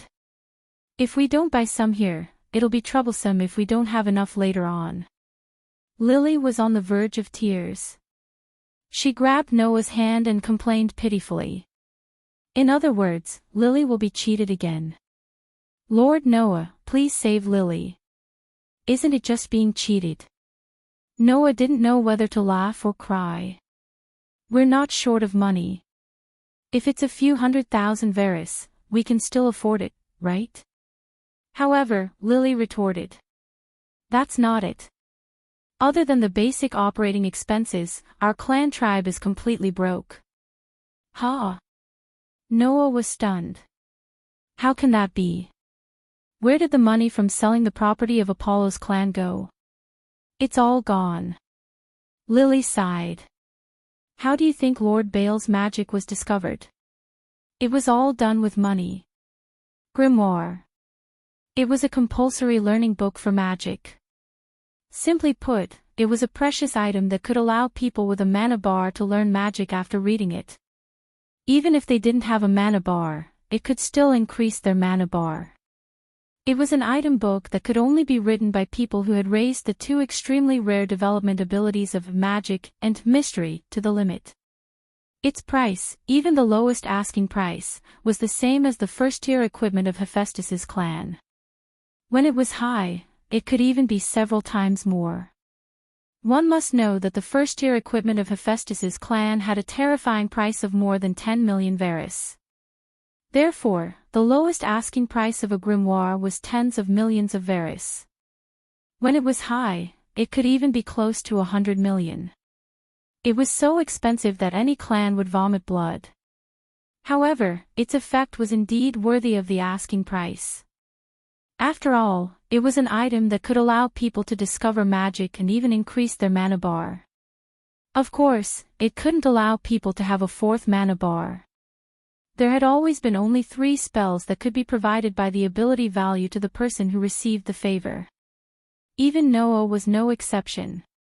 But even so, if there were less than 3 mana bars, or if there was still a mana bar that hadn't been discovered, using this grimoire was equivalent to directly learning a spell or increasing the number of spells that could be learned. Just this alone was enough to show the preciousness of the grimoire. And most of the wealth from Apollo's clan was spent on it. Because Baal had always wanted to learn magic, and there was a lot of money in the clan, Hestia was merciful and spent a lot of money to buy it from an acquaintance, God, for Baal to use. That was how Baal's magic was discovered. In addition, Lady Hestia also bought some magic swords and left them with Lily so that Lily could use them in an emergency. Lily lowered her voice as if she didn't want the girls of Loki's clan to know the trump card here. In addition, Lady Hestia likes to read very much, so she used all the remaining money to buy some expensive books. She spent all the savings of the clan. The asking price of a grimoire was at least tens of millions of Varys. Moreover, this item was a one-time use item. After it was used, it would lose its effect and couldn't be used again. Otherwise, it would definitely be a terrifying sky-high price of hundreds of millions of Varys. The market price of a magic sword was at least 1 million Varys. In order to save their lives in an emergency, Hestia went on a shopping spree and bought a total of 11 magic swords, spending another tens of millions of Varys. In addition to that, she also bought a lot of books that were her favorite. The clan's savings were all spent in an instant, leaving only the money that Baal and Lily had earned in the past month. Some of it was used to pay for the clan's living expenses, and only a few 100,000 Varys was left, which could be used to repair equipment and prepare items. Therefore, Noah understood. In other words, Noah said uncertainly, "Are we very poor now?" "That depends on Lord Noah's harvest in the deeper regions in the past month," Lily said with a fake smile. "But yesterday, Lord Noah said that he only cared about getting lost in the past month and didn't gain much at all. He only earned a few 100,000 Varys, right?" Noah was speechless. A few 100,000 Varys in a month. Those were the spoils of war that Noah had gotten from killing some monsters blocking his way on his way back yesterday. In fact, Noah didn't earn a single cent in the past month. In addition, the treasury was no longer there. Noah was no longer that tall, rich, and handsome guy who didn't need to worry about money. And so, Noah understood. I should earn money to support the family. Chapter 1984. The 18-story town was built on a cliff that was more than 200 meters high. It was a simple town built on the terrain of crystals and rock walls. As soon as they entered the town, Noah and the others saw tents, wooden huts, and many shops like stalls. Only adventurers would come here. And almost all of them were LV2 adventurers. Without this level of strength, it was impossible to pass through the middle of the 13th to 17th floor and reach this safe floor. Therefore, there was only a sparse group of people on the street, and all of them were fully armed, filling the air with an austere atmosphere. Feeling the atmosphere in the air, Bell, a new LV1 adventurer, almost subconsciously lowered his head. He almost pressed the words, "I'm a newbie, don't hit me," on his forehead. His cowering appearance really made him look like a frightened rabbit. Lily, on the other hand, was bargaining with the shop owner in the town's money exchange shop with a crisp voice. It was a pity that the shopkeeper had been picking his ears with an arrogant look, which made Lily so angry that her face turned red. Under such circumstances, Noah couldn't help but laugh while looking at AIC next to him. "What are you going to do next?" "Stay here," AIC answered truthfully. "For the next week, we'll stay here." In a word, the plan of the girls of Loki's clan was clear. They were going to use the 18th floor as a stronghold, go deep into the underground city, and earn money in the deeper areas. "We have camping equipment," Tiona said proudly. "So, we'll find a place to camp. If we stay here, we'll be cruelly ripped off." As for food, we'll also be preparing to collect fruits and wild vegetables in the underground city and cook them, Tiona added. After all, we're here to make money, and we can't be ripped off in this town. Undoubtedly, you're LV1 adventurers, and you're living so miserably. Noah rolled his eyes, but he understood.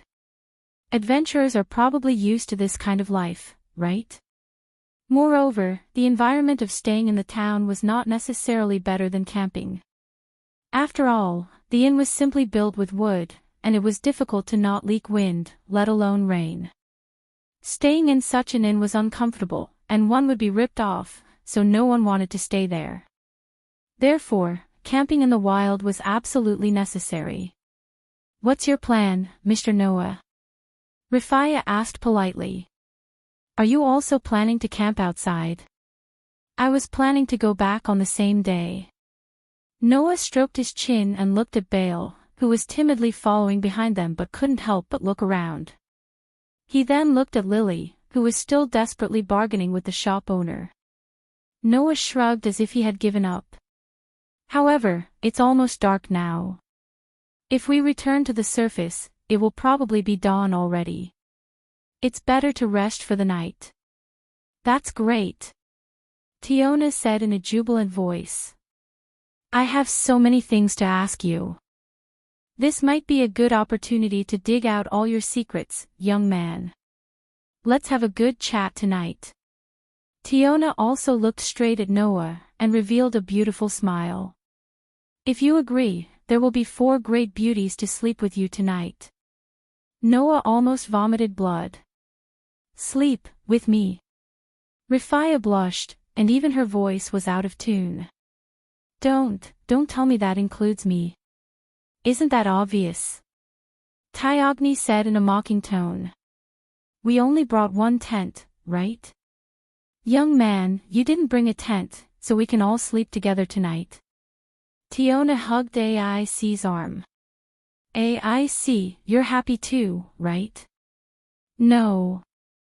I didn't." AIC stole a glance at Noah. Her pretty face turned slightly red as she stuttered. "I didn't think that way." Unfortunately, her shy and bashful appearance made people feel that she was not persuasive at all. As for Bale, his face was already so red that it was about to explode. Everyone sleep together." "Sleep with Miss Wallenstein." Bale almost couldn't catch his breath. His face was as red as a monkey's butt, and he almost farted. No. Absolutely not." Rifaya resisted fiercely, and shook Tiona's hands as if begging for mercy. "I can't. If I sleep with a man, I'll definitely die." "Why are you so stingy, Rifaya?" Tiona said unhappily. "It's not like I'll lose anything." "That's right." Tiona nodded in agreement. "You don't hate young man Noah either, right? Why don't we use this opportunity to improve our relationship?" Not hating him and sleeping with him are 2 completely different things. Rifaya was on the verge of tears. She then glared at Bale with teary eyes. "Besides, Mr. Noah isn't the only man here." "Oh, right." Tiona seemed to have just remembered this, and looked at Bale. "Young man's junior is here too. There's no other choice." Tiona sighed. Just as Rifaya thought that she was going to give up, she said to Bale. "Young man Bale, why don't you be in charge of the night watch?" Night watch. Bale opened his mouth, and tears streamed down his face. They were all men, but their leader was being fought over to sleep with others, while he was being assigned to the night watch. Indeed, there was a difference between men. Even in the dungeon, one had to be powerful to be able to have a chance encounter. Bale started to have this seemingly correct but unorthodox idea in his heart. Just as Noah was going to be the one to sleep with and Bale was going to be the one to keep watch, there was a sudden commotion in front of them. Noah and his companions were startled. They turned their heads and looked ahead. He saw that not far ahead, a group of people were gathered together, as if they were watching a show, chattering non-stop. What's wrong? Tiona was puzzled. What happened? Tiona, on the other hand, grabbed an adventurer who was about to join in the fun and asked him directly. Hey, what's going on ahead? I don't know. The adventurer seemed to be a little angry that he was suddenly caught. When he saw that it was a level 1 adventurer from Loki's clan, the corners of his mouth twitched and he answered honestly. I heard that there was a conflict between 2 clans. In other words, there's a fight ahead. Tiona was curious. Let's go take a look. Tiona grabbed Tiona and Rafia's hands and ran forward quickly. Leader. Bale asked hesitantly. What should we do? Noah didn't answer. Instead, he exchanged glances with AIC, nodded, and walked forward. At this moment, Tiona had already brought Tiona and Rafia to the back of the crowd. Let us pass. Seeing that Tiona was about to rush in, a huge commotion broke out in the crowd. Isn't that the level 1 adventurer from Loki's clan? Get out of the way.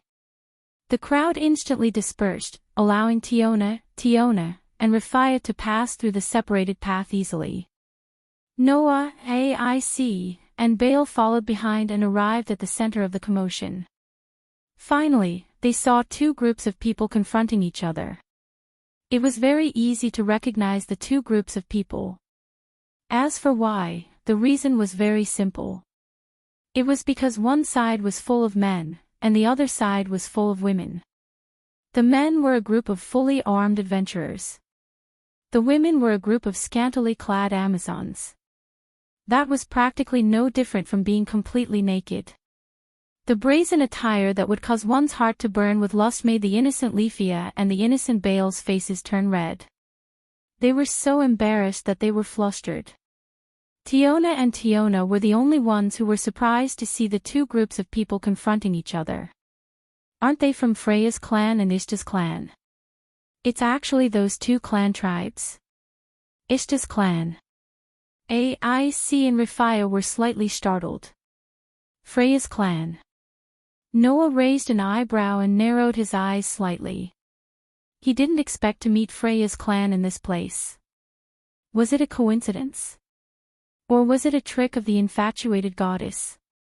But since Ishta's clan is here, the possibility of the former is higher. After all, Ishta's clan was the sworn enemy of Freya's clan. Chapter 1985. Near one of Eulalie's 8 main avenues, the Southeast Avenue, there was a happy street. As the name implied, it was a night street that could make men linger and forget to return. Almost all the shops on that night street were brothels. Of course, almost all the people who lived there were prostitutes. And the clan that had the happy street as its sphere of influence was Ishta's clan. Most of the members of Ishta's clan were Amazons. The ratio of men to women in the clan was 1:9, and they ran brothels in the southeast block of the city. It was said that the daily income of the brothels of Ishta's clan accounted for more than 40% of the total income of the entire happy street. Moreover, in addition to the commercial clan that ran the brothels, Ishta's clan was also a very famous exploration clan. Among the members of the clan, the Amazons who were responsible for fighting were known as the battle prostitutes, and most of them were adventurers above LV3. Among them, the leader of Ishta's clan was a LV5 level 1 adventurer. Of course, this was not the most important thing.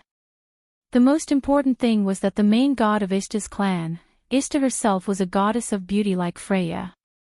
That was to say, Ishta was also a goddess of beauty. She had the natural ability to charm men and women alike. She was a beautiful goddess who would be captivated by her beauty. However, as a goddess of beauty, Ishta had always been against Freya. There was no other reason other than the fact that Freya's clan was one of the 2 most powerful clans of Eulalie. Freya was also a beauty goddess, and her clan was known to be powerful. Although Ishta's clan was also one of the top clans in Eulalia and was much stronger than Apollo's clan, they were still far behind Freya's clan. Among Ishta's clan, the highest level leader was only LV5, while Freya's clan had the only LV7 adventurer. This fact showed the difference between the two. Not to mention, in Freya's family, there were several LV6 adventurers, not to mention LV5 adventurers. In terms of power, Freya's clan was above Ishta's clan. The main god, Freya, lived at the top of the Tower of Babel, symbolizing the peak of Eulalie. In terms of strength, Ishta's clan was far inferior to Freya's clan. Therefore, Ishta was jealous of Freya and had been targeting Freya all the time. She had been thinking of ways to bring Freya down all the time. In view of this, the relationship between Freya's clan and Ishta's clan was almost absolutely hostile. There was almost no clan in Eulalie that did not know about it. The members of the two clans actually met here. Looks like there will be a fierce fight today. Go ahead, go ahead. It's best if you destroy my stall as well. Then, I can take the opportunity to extort some money from you. Ha ha ha, you're right. The adventurers around the two clans who were confronting each other were all jeering as if they wanted to see the world in chaos. Seeing the surrounding adventurers jeering, among Ishta's clan, an Amazon with a strong sense of presence snorted coldly. With this cold snort, all the surrounding adventurers suddenly shut their mouths. Seeing this scene, in the crowd, Noah raised his eyebrows and whispered softly. It seems that the Amazon in Ishta's clan is not an ordinary person. As soon as Noah's whisper sounded, Tiona turned around and said to Noah, "Little brother, don't you know Aisha Belka?" Aisha Belka. Noah thought for a while, then shook his head. Among Ishta's clan, I only heard some rumors about the LV5 leader, but I haven't heard of Aisha Belka. Aisha Belka is very famous, Tiona began to explain. She is the leader of the battle prostitutes in Ishta's family. Although she is only LV3, it is said that she is close to LV4. Among the Ishta's family, where LV3 battle prostitutes are the main fighting force, there is no doubt that she is the top figure. The gods gave her the title Ligia. Ligia. Noah cast his gaze on Aisha Belka. Looking at the heroic aura exuding from her tall and slim figure, he couldn't help but smile. She does have the temperament of a heroine. Little brother, do you like Aisha? Tiona said with some anger. But it's also true. Although Aisha is only LV3, in Amazon, she is more famous than us. After all, Aisha has already tasted men, but we don't even have a man. Tiona pouted. In Amazon, we can only be regarded as little girls. We can't compare to Aisha at all.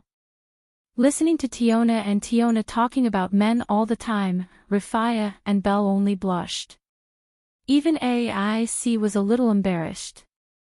Noah was also speechless. At the same time, he once again recognized the openness of the Amazon.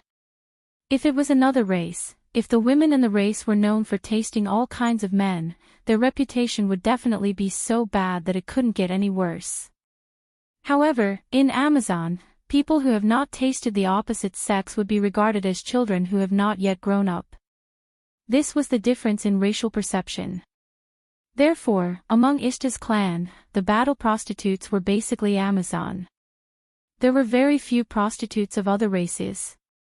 At this time, in the field, the dispute between the two clans also reached its peak. Ishta's clan, don't go too far. In Freya's clan, the leader of the male adventurers roared angrily. Do you really want to start a war with us? Hearing this, the battle prostitutes of Ishta's clan did not take it seriously at all. They just sneered there, but their posture was extremely provocative, which made the surrounding male adventurers breathe a little faster.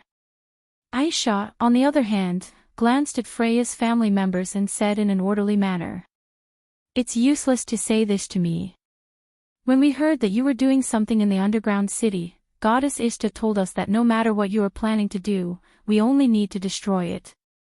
So, if you have any complaints, go talk to our Lord God. This sentence made Freya's clan clench their teeth in anger. Too arrogant. Damn Ishta's clan. We are here under the noble order of the goddess. Who would waste time playing games with you bunch of sluts? Freya's clan adventurers yelled while glaring at the group of sluts in front of them. In response, the sluts just laughed coquettishly. Their laughter was so seductive that it made people's stomach tighten involuntarily. However, in the next moment, a guy came out from Ishta's clan, who made the men who were looking at the sluts with obscene eyes feel cold. Aisha, why are you talking so much nonsense with them? Accompanied by such an unpleasant and ear-piercing sound, a huge object approached. It was a man who was more than 2 meters tall. He wore red and black clothes that were similar to hunting equipment.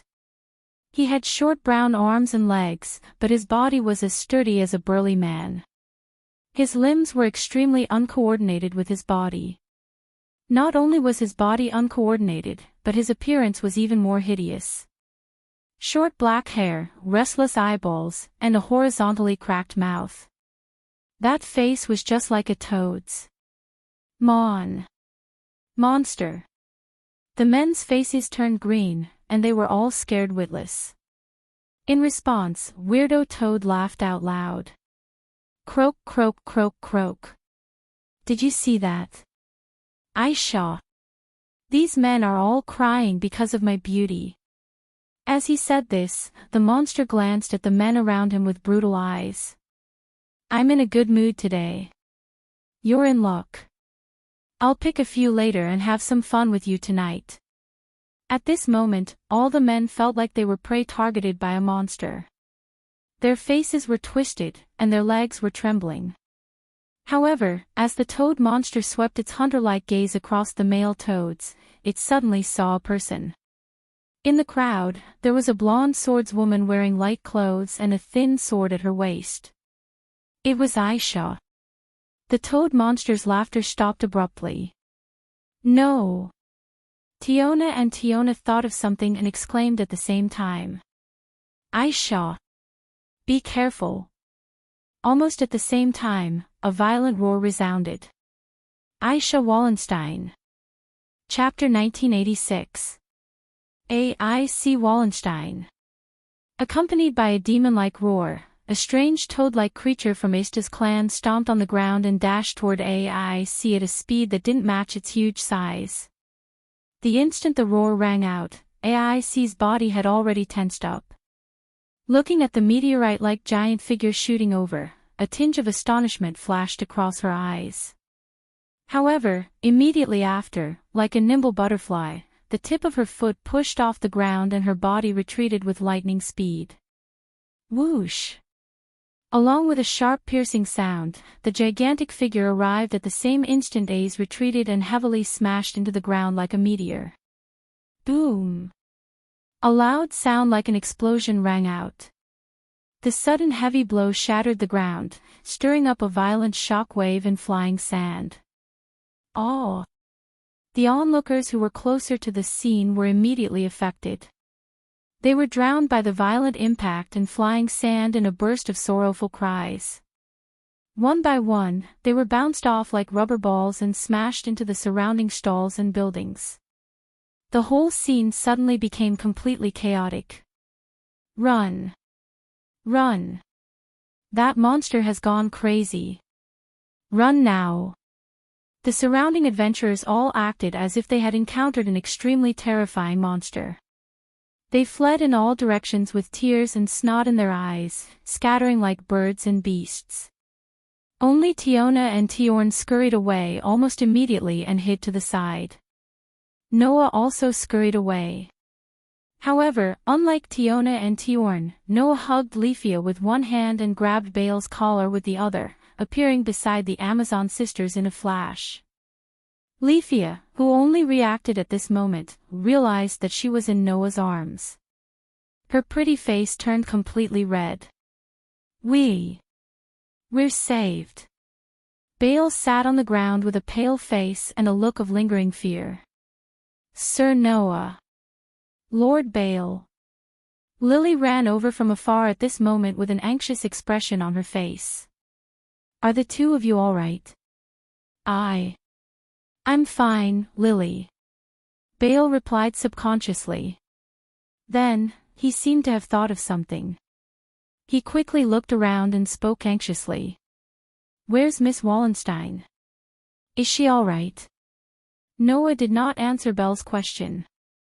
He did not seem to notice the blushing elf girl in his arms who looked as though she was about to faint.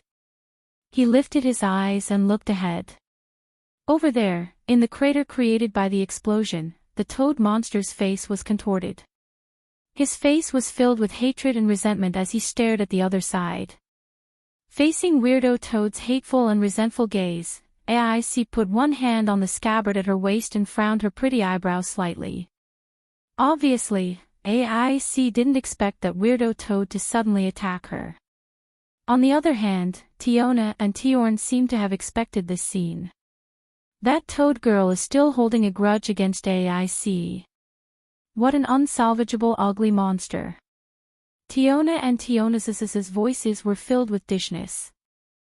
As for Noah, he looked at Weirdo Toad who was glaring at AIC and recalled the information he received.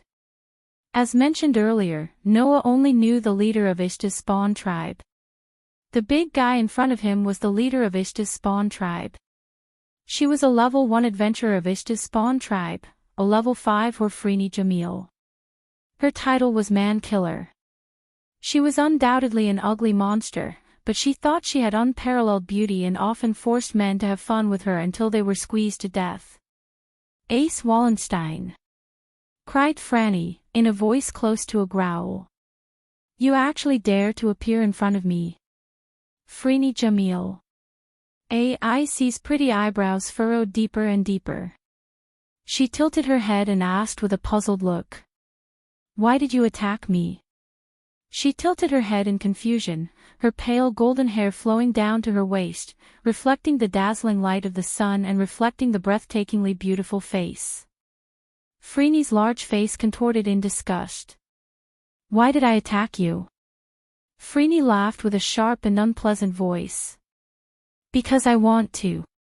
Can't I? Now, if AIC still didn't understand that Freeny was deliberately looking for trouble, then she wasn't a natural but an idiot. AIC stared at Freeny and didn't say anything, but the feeling she gave off completely changed. If the previous AIC gave off the feeling of a harmless and cute kitten, then the current AIC gave off the feeling of a fearsome warrior who had experienced hundreds of battles. Croak, croak, croak, croak, croak. Freeny laughed like a toad. What? Didn't you want to fight me too? Then why are you pretending? Just as Freeny was about to launch another attack, Aisha and the other combat prostitutes of Ishta's family approached and spoke sternly. Freeny. Goddess Ishta ordered us to deal with Freya's spawn. Not Loki's spawn. Shut up. Idiot. Freeny shouted in disdain. I don't need you to tell me what to do. What? Aisha's face darkened. Do you want to disobey the order? Order? Who dares to order me? Freeny was so angry that she laughed. Anyway, those Freya spawn trash are only LV3 like you. Just go and take care of them. Don't bother me. Freeny looked at AIC again and laughed. I didn't expect to meet a doll girl like you in a place like this. Very well, I will crush that ugly face of yours today. Let's see if those gods, humans, and whatnot will still call you beautiful. As soon as she finished speaking, Freeny's huge body transformed into a war chariot and charged straight towards AIC. Every step she took caused the ground to rumble and tremble. She was almost twice as small as Freeny. Her figure was so slender that it was as if the wind could blow her up. However, AIC did not show the slightest bit of fear in the face of Freeny's charge. She merely placed her hand slowly on the sword at her waist. Ms. Wallenstein. Belle couldn't help but exclaim. Don't worry. Both Tiona and Tiona said in unison. AIC will not lose to that toad girl. As soon as Tiona and Tiona finished speaking, sword light flashed. Clang! Amidst the crisp sound of the sword at the girl's waist unknowingly turned into a flash of light. Like a fleeting meteor, it streaked across the arm of the huge enemy. Poochie! Amidst the clear sound of flesh being torn apart, blood spurted out from Freeney's shoulder as her skin was cut open. Oh, oh, oh, oh, oh. Freeney howled in pain. But in the next moment, Freeney's expression turned sinister. What does this mean? Puppet girl! Amidst her roar, her short toad-like arms spun towards AIC like a windmill, ignoring the lacerations on her flesh. Bang! A muffled explosion sounded, and the ground was shattered once again. The shockwave and dust swept across the surroundings like a gale. However, before that, the young female swordsman leaped up and swayed into the air like a leaf. The sword in her hand once again transformed into a sword light and slashed across the toad girl's arm. Poochie!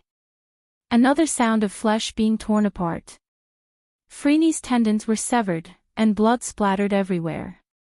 The toad monster howled in pain like a wild beast. It was hard to imagine that it was a woman. So powerful. Belle was stunned. Her opponent was a LV-5 Level 1 adventurer. In the face of such an opponent, AIC was able to easily leave wounds on his body. This was the difference between the levels of the players. It was the difference between LV-5 and LV-6. That idiot! Not far away, Aisha gritted her teeth and said to a combat whore next to her. There's no other way. Prepare for that and let Freeney take down the swordswoman first. Yes. The combat whore accepted the order and left. However, the people of Ishta's clan didn't notice. A pair of deep, pitch-black eyes stared straight at her, flickering with a frightening light. Chapter 1987. Noah didn't know why Freeney was so hostile to AIC. However, the strength of that ugly monster was undeniable. She was definitely a level 1 adventurer. It was a genuine LV-5. There was not a trace of exaggeration. If it was the previous AIC, even if she was known as the strongest swordswoman in Eulalie, it would not be so easy to defeat Freeney. Unfortunately, in the last expedition, AIC used the noble phantasm that Noah lent her to kill the floor master in the deep area alone. She had already upgraded to LV-6. LV-5 and LV-6. At first glance, there was only one level difference, but the gap between the two could be described as heaven and earth. For those who relied purely on the grace given by God to improve their strength, this level difference was almost impossible to overcome. Even if AIC did not upgrade to LV-6 for a long time, it was the same. From the very beginning, AIC had been unstoppable, forcing Freeney into an irreversible disadvantage, proving this point even more. In other words, facing AIC who was at LV-6, Freeney who was only at LV-5 had no chance of winning. Unless Freeney had some hidden trump card. Or Ishta's family had some hidden trump card. Therefore, from the beginning, Noah did not pay much attention to the battle between AIC and Freeney. Instead, he focused most of his attention on the combat prostitutes of Ishta's family. It turned out that Noah's idea was correct. Ishta's family did have some important hidden trump card. And that trump card quickly appeared in front of Noah. Quick! Push it up! With the order of a combat prostitute of Ishta's family, a large cargo was pushed up. It was a large iron box used to transport supplies. The capacity of the box was very large, at least able to fit several people. There was a piece of cloth covering it, making it impossible to see the situation inside. However, Noah felt it. In that box, there was a presence. A presence that was not strong, even a little weak. Aisha reached out and opened the lid of the box. In the next moment, Noah almost doubted his eyes. Because what was in the box was neither a monster nor goods, but a person. There was a girl sitting upright at the bottom of the box. She was wearing a kimono and a feather-like armor on her head. The girl wasn't human. The girl had waist-length golden hair that was brighter than AIC's. She had a pair of fox-like ears on her head and a fox-like tail on her back, proving that she was the real deal. Volpera. Noah's brows furrowed tightly. What was Ishta's clan going to do? Was that Volpera a member of Ishta's clan? Then why put him in the box? While Noah was confused, Aisha lowered her head and whispered to the Volpera girl in the box. In the next moment, the Volpera girl raised her head and revealed a beautiful face that was both charming and pure. She looked at Franny, who was being suppressed by AIC, and lowered her head again. Right at that moment, a faint mana fluctuation surged from the Volpera girl's body. Whing!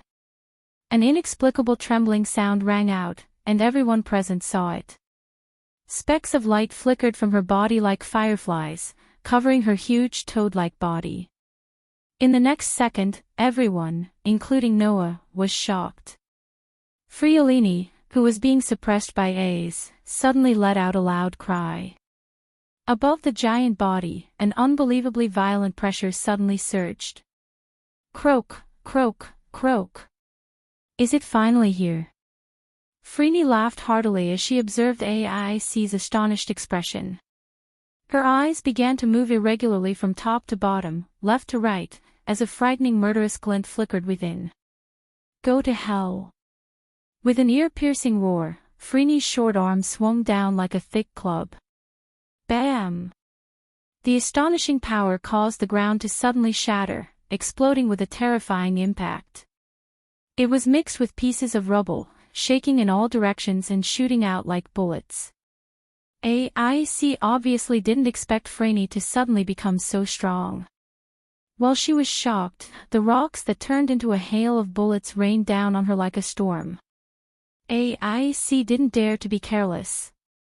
She swung the thin sword in her hand, which transformed into streaks of cold sword radiance that interweaved like raindrops, and met the rain of bullets. Bam, bam, bam, bam, bam. Amidst the continuous muffled explosions, the broken rocks that had transformed into bullets were all detonated by the gorgeous sword radiance, raising gusts of wind and dust. However, at the same time, a shadow also enveloped AIC, blocking the sunlight that shone on her body. AIC. Tiona, Tiny, Leafia, and the other girls cried out in alarm. Almost at the same time, AIC abruptly raised her head and looked towards the sky. Whoosh! Amidst the sharp sound of breaking air, a huge black shadow transformed into a meteorite that fell from the sky like a mountain. It rubbed against the air and heavily smashed towards AIC. Boom! Amidst the deafening roar, the huge body that had turned into a black shadow smashed the ground until it exploded. Layers upon layers of the ground caved in, causing the storm-like impact chi to sweep up and explode in all directions. At the critical moment, AIC took a step back and leaped a small distance away. Therefore, the huge black shadow that fell from the sky didn't land on AIC and cause a direct hit. However, AIC wasn't happy, but rather shocked. This was because the huge black shadow that fell from the sky had already raised its arm, and with its overwhelming size advantage, it swept towards AIC along with the shockwave. Whoosh! The whistling sound of a strong wind rang out. The fierce blow from the short limbs caused Freddy's fist to become like a cannonball that ruthlessly smashed towards AIC's face. Looking at the momentum, even if AIC's head didn't explode, her fragile face would be smashed into pieces if she was hit. Freddy was so vicious that her attack was aimed at AIC's face on purpose. Clang! The sound of metal clashing suddenly rang out. AIC raised her weapon in front of her in time to block the cannonball-like fist that came straight at her. However, the powerful force still sent AIC flying like a ball that was slapped away. Her feet rubbed against the ground and left 2 deep marks on the ground. She only stopped after sliding for more than 100 meters. Phew! Tiona, Leafia, Bale, and even Lily couldn't help but heave a sigh of relief. The situation just now was really too thrilling. One wrong move and AIC would have been seriously injured by that toad girl before anyone could react. And it would have ended with her disfigurement. Tiona, and Rafia were enraged when they realized this. Only AIC slowly lowered her sword-wielding hand. The sharp-eyed Noah saw it. AIC's hand that was holding onto the sword was trembling without a trace. It was a phenomenon of numbness from the tremendous force. AIC looked at Freddy with a solemn expression and murmured. LV6, that's right. At this moment, the combat power Freddy displayed was not something a LV5 could possess. Although they didn't know what method Freddy used, it was an indisputable fact that Freddy's combat power suddenly increased to LV6. Why? AIC was confused. At this time, Aisha and the others had already closed the lid of the box and made the Volpera girl disappear in front of everyone without anyone noticing. Except for Noah. That Volpera girl is the problem. With absolute certainty, Noah determined the reason for Franny's sudden increase in strength. Tiona, Leafia, and the others who didn't see the Volpera girl were both furious and bewildered. Croak, croak, croak. Franny was still laughing triumphantly. What LV6 strongest swordswoman? Sure enough, it was only to this extent. Croak, croak, croak. Hearing this, the confusion on AIC's face gradually disappeared. She looked at Franny, her hand reaching for the bracelet on her wrist. Seeing this, Noah finally spoke. Alright, there's no need to use your trump card in this situation. Chapter 1988. When Noah's voice echoed clearly in the surroundings, the sinister atmosphere in the air seemed to be crushed by an invisible force that appeared out of nowhere, disintegrating into nothingness. Suddenly, everyone's eyes narrowed. Only then did the combat prostitutes of Esta's clan notice Noah's existence, and they all widened their eyes. Isn't that the tyrant? He's here too. Oh my god, a group of combat prostitutes who were at least LV3 were all shaken. Aisha also frowned tightly, and her body tensed up involuntarily. As for Franny, her huge face suddenly froze, and she couldn't react at all. Tyrant. For all of Eulalia, there was really no existence more famous than this title in recent times. That was because all the residents of Euralia were watching the live broadcast on the screen, watching how Noah uprooted and defeated Apollo's minions. Furthermore, Noah had publicly rejected the courtship of the beauty goddess at the banquet held by Freya's family. He had even fought Otto, who was LV7, to a standstill in front of everyone. And all of this had happened only a month ago. In this way, it would be difficult for Noah not to be famous. To put it bluntly, in the current Eulalia, if the adventurers on the street were asked who they didn't want to provoke the most, 99 out of 100 people would definitely mention this title. Tyrant. An existence that had recently risen to the top of the world with fierce forces and was known by everyone. Even Ishta's family members had to fear him.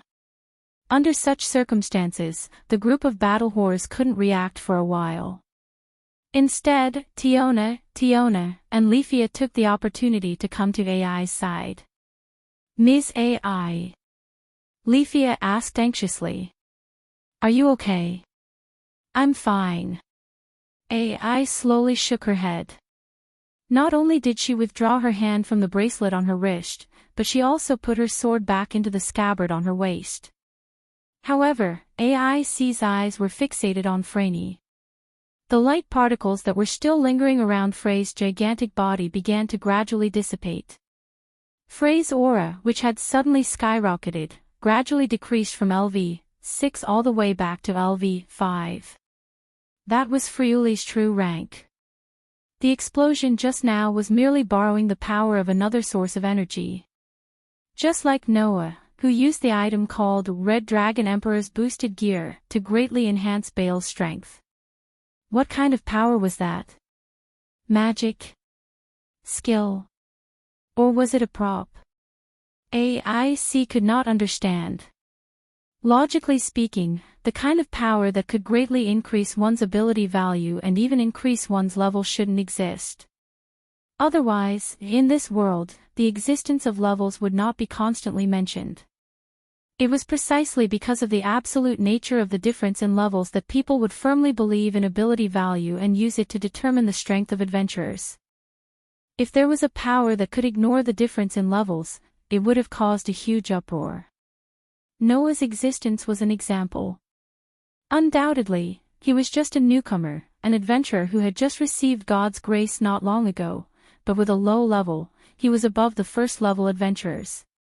His reputation spread throughout the world in less than a few months, and he was at the top of the adventurers.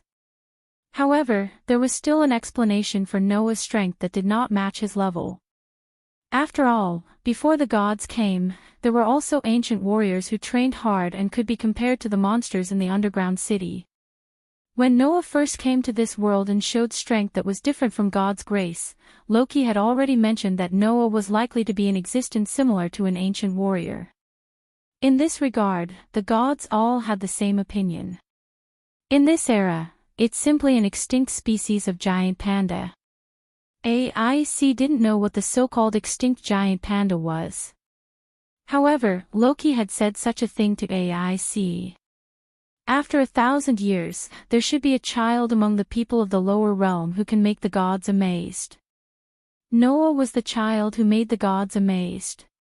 Moreover, he was the only one in 1,000 years. Such a person, until now, who knew how many miraculous methods he had come up with, and he was indeed worthy of the gods' admiration.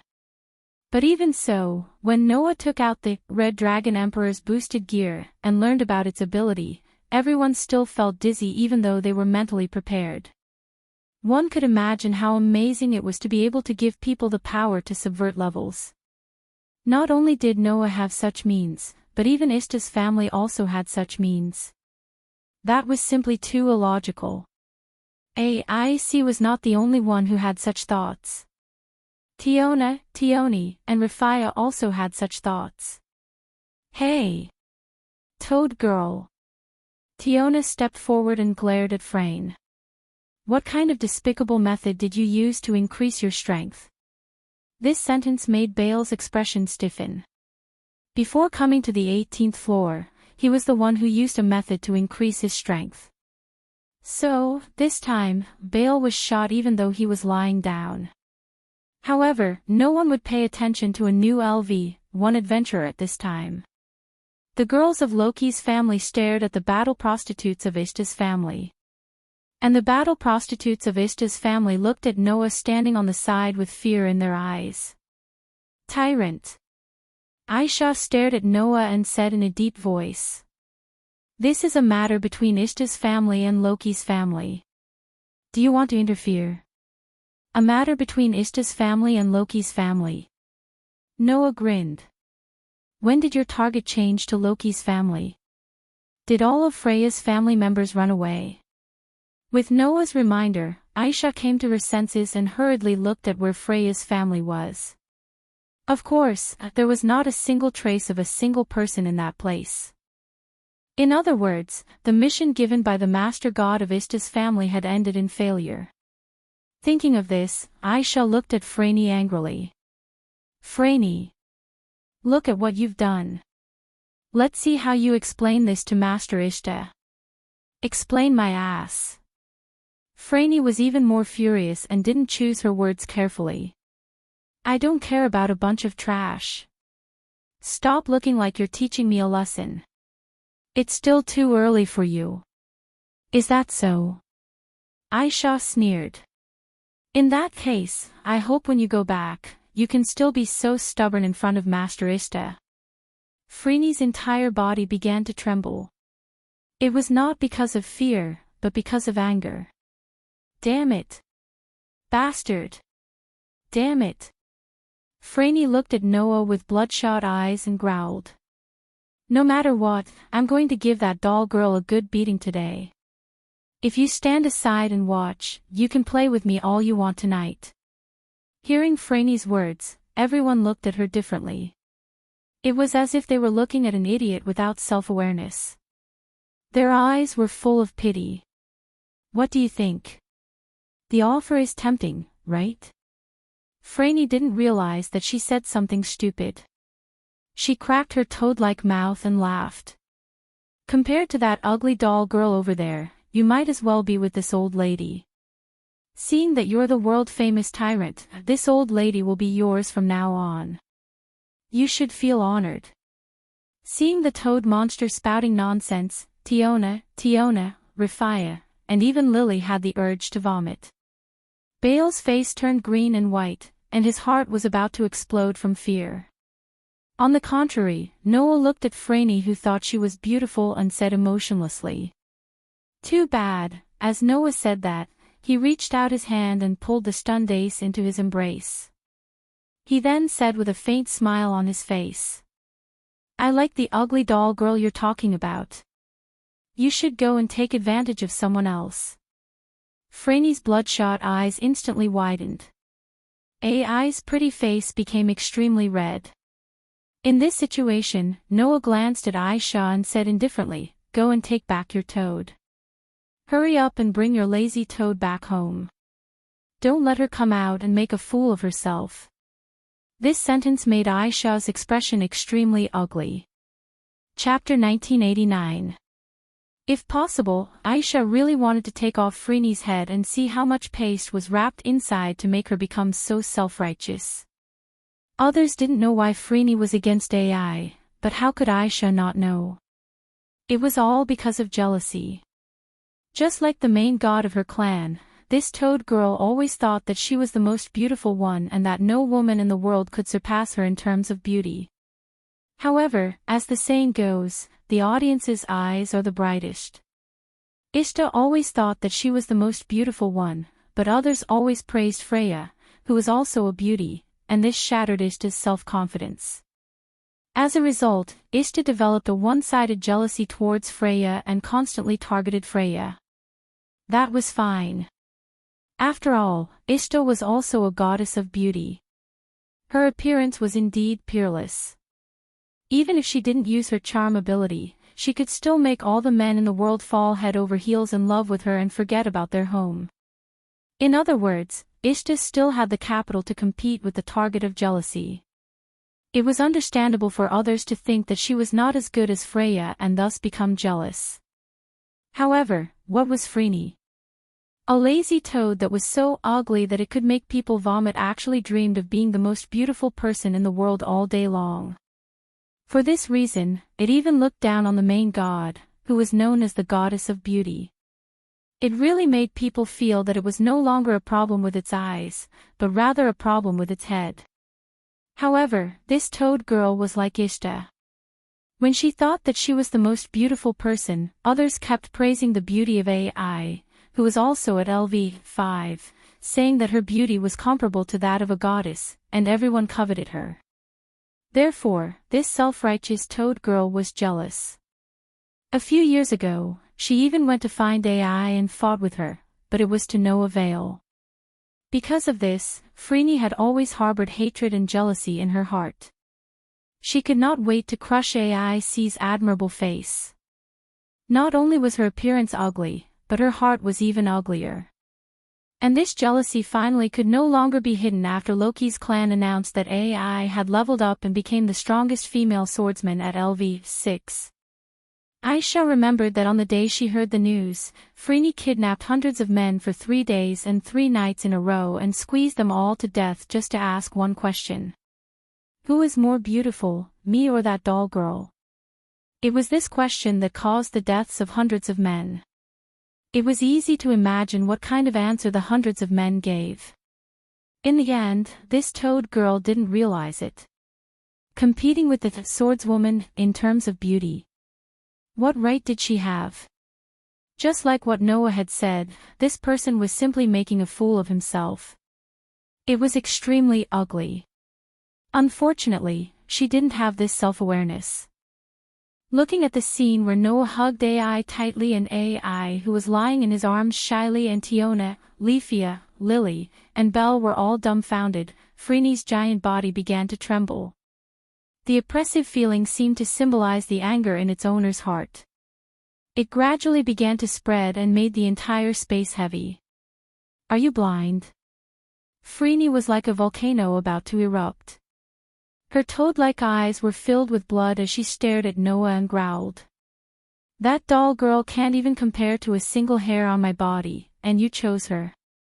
"Yes, I chose her," Noah said without hesitation. "If this counts as being blind, then I'll probably thank the heavens for giving me a pair of blind eyes instead of a pair of perfect eyes to look at a toad like you." Huff. Huff. Freeney's breathing began to become louder like a mad bull.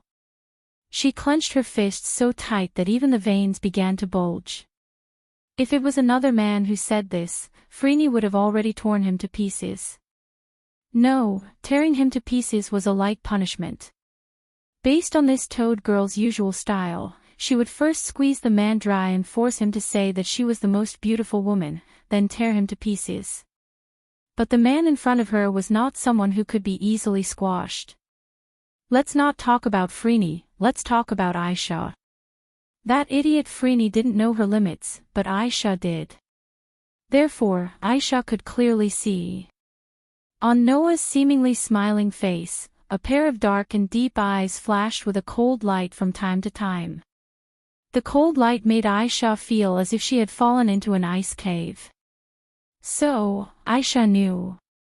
This youth who appeared to be conversing amiably with Freeney had long since been annoyed by Freeney's foolish actions and words, and even loathed her. If Freeney didn't know her limits, then it would only take 1 second for this toad girl to die in this underground city and never return to the surface. Then, Aisha gritted her teeth, took a deep breath, and suddenly said, "I've long heard that the rumored tyrant could resist the charm of the goddess of beauty and even rejected Freya's proposal. Now that I've seen it today, the rumors are indeed true." While the others were puzzled by his words, Freeney was startled for a moment before she came to a realization. Right, this man could even ignore the charm of the goddess of beauty, Freya. Even in front of a beauty, he wouldn't easily compromise. Although she was more beautiful than the goddess of beauty, it wasn't that she wasn't beautiful enough, but that the man in front of her wasn't attracted to women. Thinking of this, Freeney only felt the anger in her heart disappear without a trace. She snorted. A little brat who doesn't even understand the taste of women, it's useless to say anything. The self-righteous Freeney had long forgotten that Noah was holding Aic tightly in his arms. How could he not be attracted to women? This toad girl was really stupid. But Noah was impressed by Aisha. "You're the same, no wonder you're called the heroine." Noah looked at Aisha and suddenly smiled. "You have more tricks up your sleeve than I thought. You don't have to compliment me, I'm just a slut who loves pleasure." Aisha met Noah's gaze, licked her lips, and smiled like a carnivorous beast. "If one day, our tyrant comes to Happy Street, I hope you can name me to serve you, then I'll be satisfied." The explicit words made the innocent girls all blush, but the battle sluts all looked at Noah with passionate eyes, obviously agreeing with Aisha's words. "Since Freya's family has retreated, then there's no need for us to stay here," Aisha mentioned intentionally or unintentionally. "Freeney, let's give the tyrant some face. I'm not interested in a man who doesn't know how to appreciate women." Freeney glared at Aic. "But, the puppet girl over there, remember this, I'll tell you sooner or later, in front of the secret weapon of our Ista family, LV6 is nothing." Secret weapon. Everyone had a reaction to this word. But at this time, the battle sluts had already begun to retreat. Under Freeney's lead, they gradually left. Only Aisha stared at Noah. Her eyes flickered, and after struggling for a while, she sighed. "Boy, I hope you can come to Happy Street." Leaving this sentence, Aisha turned around and left the scene. Noah's group watched Ishta's family members leave, and they all became silent, as if they were thinking about something. After a while, a somewhat embarrassed voice slowly sounded. Hearing this, Noah finally reacted. He lowered his head and looked at his arms. There, AIC's pretty face was slightly red, and she didn't know what to do. Hee hee. Tiona giggled. Little brother, how does it feel to hug AIC? Tiona suddenly had a teasing expression. Leafia's eyebrows were raised, and she looked very angry. Lily sighed while holding her forehead. Belle's face was full of envy and jealousy. Looking at everyone's expression, Noah laughed dryly and quickly let go of AIC. The moment the warm embrace and broad chest left, AIC couldn't help but let out a sigh of relief. But then, an indescribable feeling surged in AIC's heart. It was like sadness. It was like reluctance. A strange feeling.